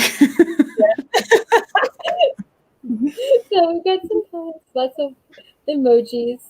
Oh, thank you, Peggy. I hope it grows. I'm really excited. I hope that people like it as much as I do. Are the authors of the books going into can't talk right. Okay, are the authors of the books going into the box going to promote it to their audiences? That would probably help with marketing. That's up to them. So I don't want to make somebody feel like they are being pushed into it. And this is actually something that came up as a question when we announced it with Natalia's, when she announced it to her audience, because it was important to me that she knew that I chose her based on the merit of her book and not because she has a large audience. Mm-hmm. And so I wanted her to know that, like, it's up to her. She wants to promote it. I recommend it, obviously, because the more people that know about the box, the more people that will order it, and more people that can fall in love with her book. But I don't want because I reached out directly to her, and she does have a large audience.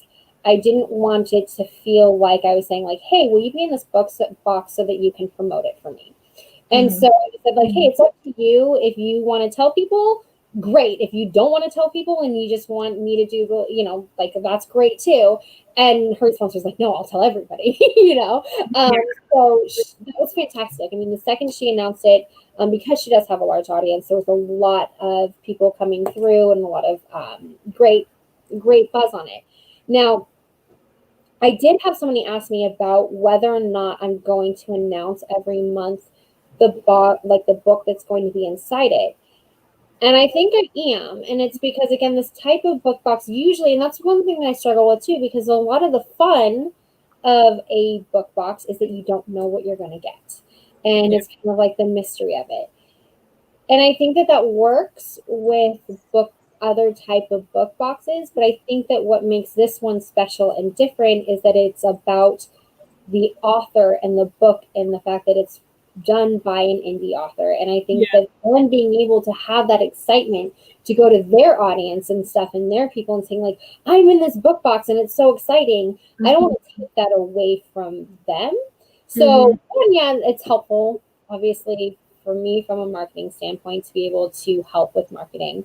But also it's more just like this whole thing came from wanting to be able to give indie authors a place to have that excitement. And if we don't tell people you're in it until it's too late for them to even buy it, what's the point, So since we're always ordering for the month that's coming the next month, I think that in this case, it's more important to announce the book ahead of time.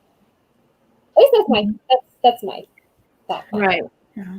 But that's something that could change in the future, and so that's where I want to get feedback from the people that are buying it. Would you rather not know anything, or would you rather know ahead of time?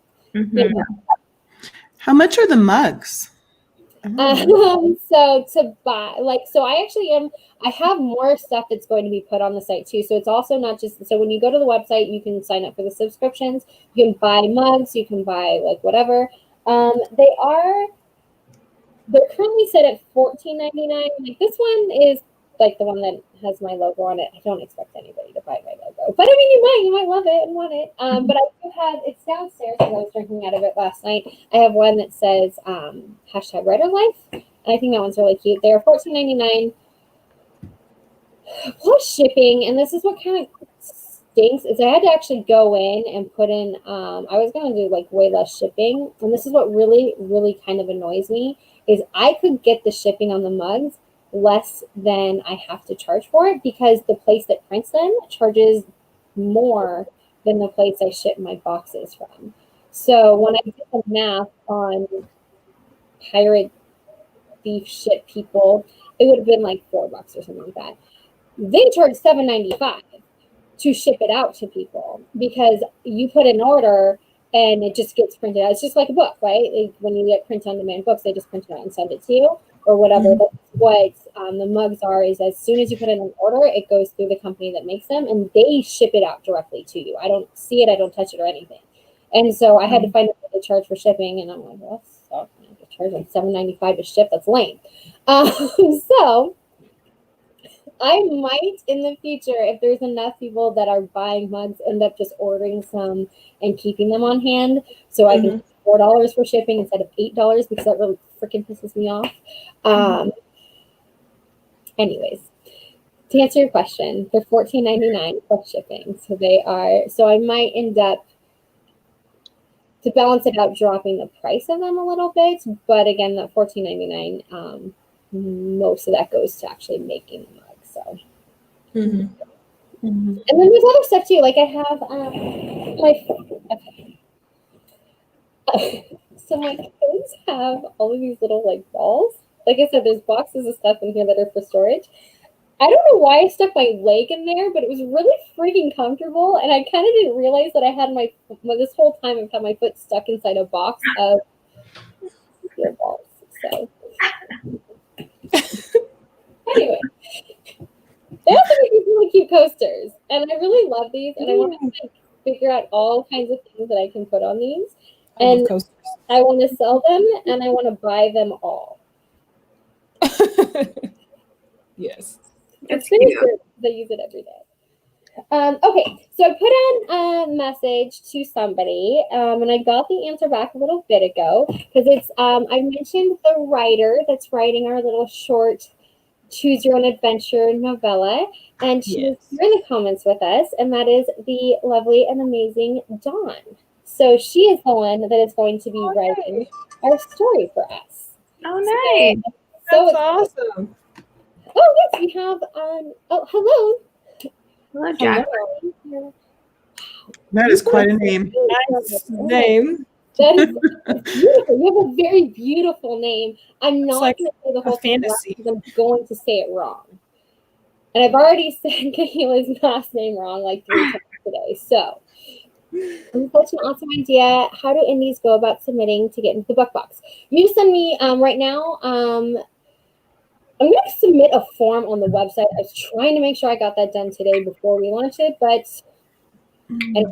so right now you just send me an email. I will make sure to put my email down there in the description box or here in the comments. It's just amara@theindiebookworm.com, and you'll just send me an email with specifics about your book. So I just want to know like the genre it is, like a brief. And the thing is, like what I've told other people, is it doesn't have to be like a super formal thing. Because like, I'm not a super formal person. And I'm very much on just a vibe. I want to know what the vibe that you feel like your book is going for, so that way I can figure out where it would fit if I were to put that in there. So for me, coming up with November's book, I knew that I wanted something that felt like fall. That's why I chose Natalia's book, because her book looks and feels, and it is the perfect fall book. I have the one that's going in December because it's not a Christmas book, and I didn't want one that was in December. I didn't want one that was holiday, but I wanted something that felt like snow and chocolate. You know, like that's the feeling that I want you to get when you open up the book and you see it and the stuff that goes inside it. I want you to feel like you should be drinking hot cocoa and reading this book by a fire. Yes. So what I want from people when they're submitting is, what feeling should I get when I see and read your book? So should I feel like it's like, you know, summertime, we're drinking mojitos, or should I feel like, you know, it's nighttime and I'm running from a zombie? I don't know. Should I feel a little like, you know, dark and gloomy? Like I'm a feeling person in life that helps you figure out like the theme around the book by texture and taste and color and scent. And that's what I'm going for. So what I want from authors is to just know, what's your book about? What age range should it be? And how should I feel? I'm a feely person. And so that's all I need to know. And so right now you can send me an email. I'll have a form on my website probably by the end of this week. You can also just fill that out and I will email it to me. And then if it's not selected right away, it will go, anybody that submits their book to me will automatically go on the little list of indie books. And you can also just say like, hey, I'm not sure I want to be in the box or you're not necessarily submitting for the book box, you can also just send me any information about any books that you've ever published, because there's going to be a list on the website of indie books that people can go and just check out. So if they're looking for thrillers, you can just go and click like thrillers and see a list of a bunch of different descriptions of thrillers. I just have to figure out technically how I want to do that. Mm-hmm. Because Diane Mariee, did you have a question? Yes. Thank you, manager.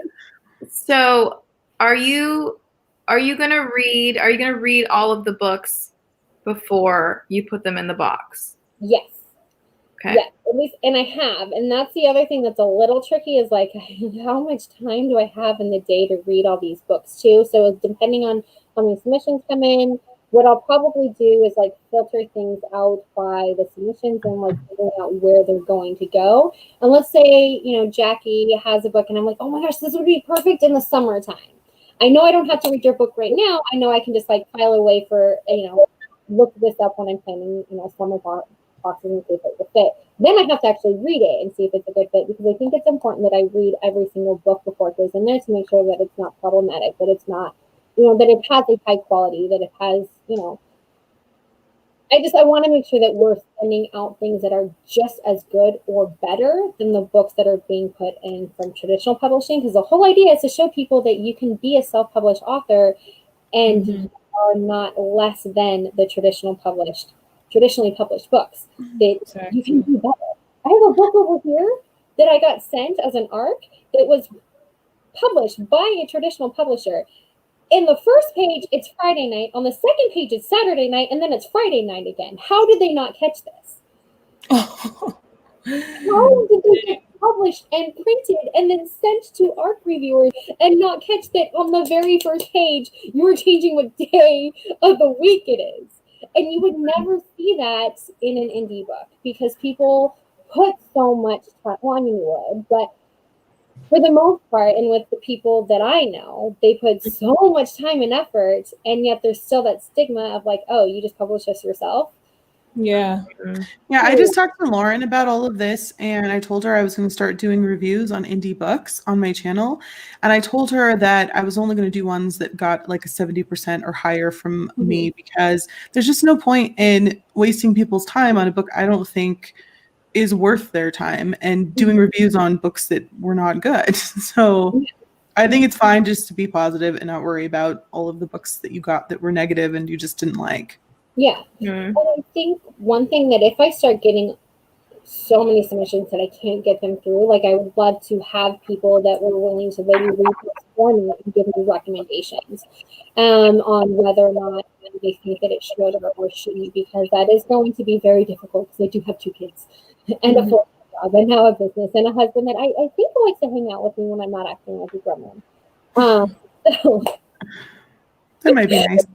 I think that it would be good to have some like people that are willing to do that for me. And then of course, if they say like, yeah, I think this is great, I'm still going to then go through and read that. But maybe it's like a buffer, between all of these books that are being, sent and the ones that I now have time to read. Okay. I think wait, what am I doing? Show. There we go. I'm showing your comment, Peggy. I'm figuring it out. How is the digital box idea going? Yes. Okay. So I figured out how to do that, because one of the things that I really struggled with was how do I actually physically get the box of the book to you? There's 2 different ways to do it. I love what Sarah Sutton does and how she will she has this thing, and she even showed a tutorial on one of her videos on how to use it, where it's like book funnel or something, but you have to be a writer. I'd have to go in as a publisher / publisher / coupon thing. I don't know. It's weird. And it's expensive if you're not the writer. And so I'd have to have a whole lot of people that want the digital box in order to make that something that I could do. So in the meantime, I'm just going to go on to, that's why I have to do it on Kindle. I mean, if somebody uses something else, like if they use Apple, I could probably do the same thing and just buy it for them on Apple. But I have to actually go in and buy them the book on Kindle as a gift and just send it to them, because that seems to be the easiest way to get them an ebook. Because it's tricky. poor Natalia had to try to email me the copy of her book so I could read it before we like finalized that she was going to be in it. She had to email me like 8 times, and then finally, because it just wasn't sending me the book, and then finally she just like bought it as a gift and sent it to me. So I'm like, I'm just gonna do that for you. Just gonna do that. Let's see, Dawn. Oh, I'm so glad that you're having fun writing it. I can't wait to read the story. I'm so excited that you decided that you were able to do this for us. I'm so excited. I'm so excited. So how do we get this story? Is it printed out or is it a link or? Yeah, it's going to be printed out. So everybody, even the people that are getting the ebook version, they're still going to get the physical. Because I want you to have a physical copy of it so you can then like go back later and maybe put them together and you can save them. And I'm going to have them printed. And then I'm trying to figure out like the way that I'm going to display it. I'm even thinking like it might be cool to like roll it and like wrap it in twine or something, and then you get to like unwrap your little story. And then at the end, when it's all completed, you're going to then have them like printed and bound, and you can then buy the full, like if you have the full story in one, that you can like flip through the pages, you can have the option of buying that. And what I told Dawn was basically, my only ask is whoever's writing these stories is that they don't publish it anywhere else until all of it's completed. And then it's your story. So if you want to then sell it anywhere else, this is your creation. So you can do whatever you want with it. And so you can publish it online. You can print them on KDP. You can put them on whatever. That is so cool. So are you asking for submissions for short stories as well? Is that on the website? Or not yet? Oh, okay. I will once we start winding down. I want to find out kind of how this is working with Dawn first, because the idea is it's going to take at least a few boxes to get the full story, depending on how long it is. And so, because ideally I'd want everything to be long enough to be, 3 or 4 or 5. I mean, depending, I don't know how long the story is, just depending on how long the story is, and not for it to be exciting to like, oh, I want to know what happens next. You have to wait till next month, but then you get to go and like put in your little poll to say like, oh, I want them to slay the dragon. I don't know what she's writing, so I she writes fantasy usually, so I'm just going with slay the dragon. Do you run from the dragon, or are you going to go and try to slay the dragon? I don't know. But whatever everybody says to do, that's how the next section is going to go. And so, and that's what's going to be sent. And so I just think it was such a great idea. And I'm so happy that I don't have to write it. So I love you. And Oh, Dawn, I also think it would be cool if it was like a serial. Is that what they call them?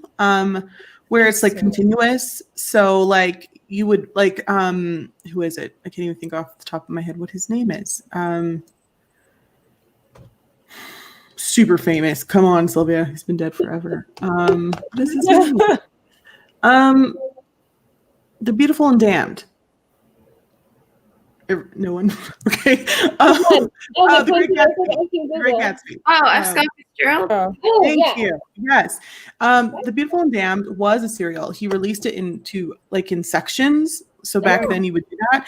And so it would be really cool if she had like a kind of like short story that continued on, and you would just get it with every single month.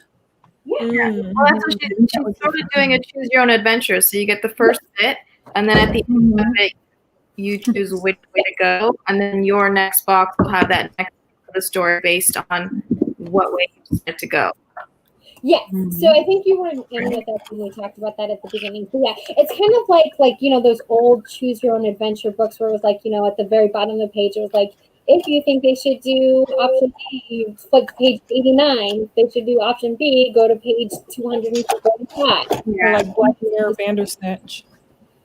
Well, Black Mirror Bandersnatch, if anyone has seen that, you get to choose. They totally ruined adventure stories for me. That movie pissed me off. It pissed me off too. I was like, okay. I've never seen it. I don't know what words we're saying right now. You don't know what Black Mirror is? Oh, sorry. No. Black Mirror? Oh, come on, Amara. Like the show? Kidding. Like the little short movies? Yeah. Stories? Yeah, I've seen that show. But what is that about, like adventure? No, and it's like about technology, so it's kind of like spec fic, really, and it's really cool. And each story, like you can watch them anywhere you want, so it's all kind of about sort of the same world, but not the same people. I think Yeah, there's a couple of them. I saw one that was like the guy was like with a chick and then a place. No, he was in a place like in like London or something, and then he went to some like tech, like gaming interview thing, but then really he had to go up against like these weird, I don't know, monsters or like demon things, and they were in his head. It was really weird, and he kept calling for his mommy. I don't know. It was really freaking weird. You explain things like my sister. She's like, he was tall, but he was short. He was dark, but he was light. And I'm like, what does that even mean? My book reviews are horrible. My book reviews are like my book synopsises. Like that's why I just basically stopped doing them on my channel when I do my TBRs. I don't give a description. I'm just like, it's a thing. My friend Kirsty was laughing so hard about the one I posted yesterday for our readathon. She sent me a message because I forgot to write down the names of who wrote the books. So when I did my TBR, I was just like, oh, it's the book Mexican Gothic by the lady that wrote it. So there you go. It's by the lady that wrote it. Read it on the. I'm gonna put a picture. Read it, because I'm so bad at describing things. We just hit the 2-hour mark, and I've got to get going. I'm sorry I was so late. I totally slept through my alarm, and it's fine. But it's okay. Yeah, we should probably start winding down too. The kids are probably gonna be waking up soon. Yeah. I can't wait to hear more about it too. I don't really know much about what she's writing yet, so. And I can go buy the book, like the subscription box now, right? That's what we're saying? Yeah, it's good. The website is live. Yeah, I'm going to go do that as soon as we're done. Oh. I'm so excited. And I'll do like an unboxing on my other channel. Just because I have a lot of readers there, and I think they would enjoy it. That's so sweet. Thank you. And yes, Peggy, the digital box, everybody, so that's the way the digital box works, is you get the ebook version of the book, but then everything else is the same. And so the full box is $38 plus shipping and tax, and then the digital version is $25 plus shipping and tax, because not everybody lives in. I'm not even sure which one. Which one are you guys getting? Because I kind of I like digital because I like to read on my Kindle. It's easier for me, but I kind of want a physical book because it is an indie author. I don't know what to do. Mm-hmm. I would do physical. I love physical books, so yeah, definitely a physical box. So, and I've even decided to do this thing. It's so silly. So I'm ordering an extra copy of Natalia's book to put together and then ship to her so that she can see what it's like to have her own book in a book box. Mm-hmm. That's so nice. I'm going to order her own book from her and then ship her own book back to her, signed by herself. I have one question. Yeah. I meant to ask it earlier, I think, but I forgot.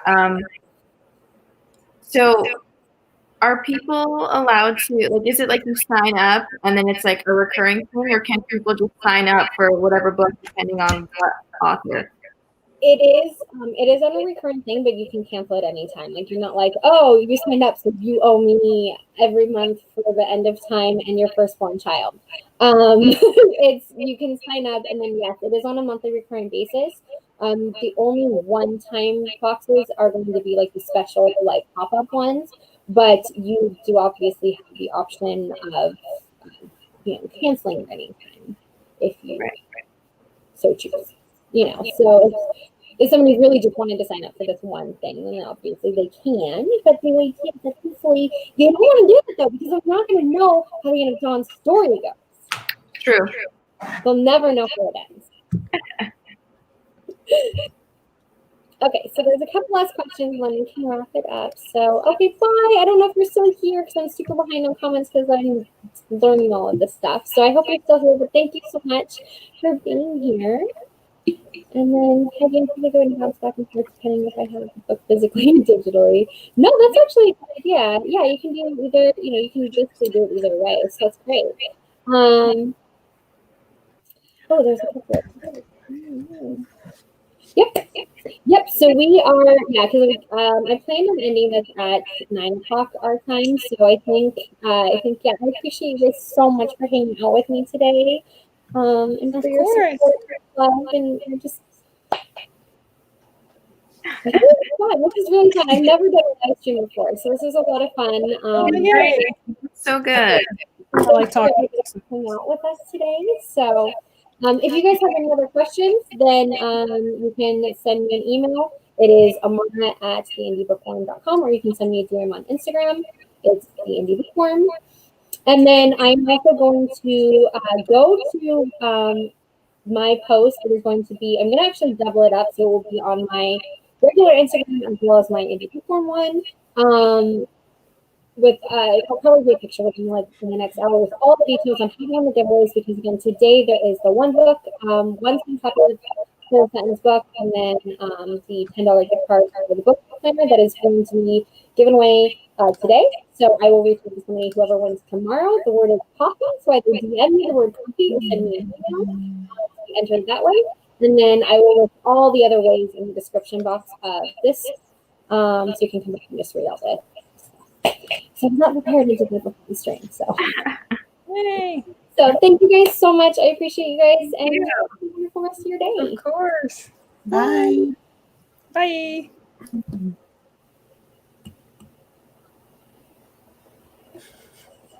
Did I? No.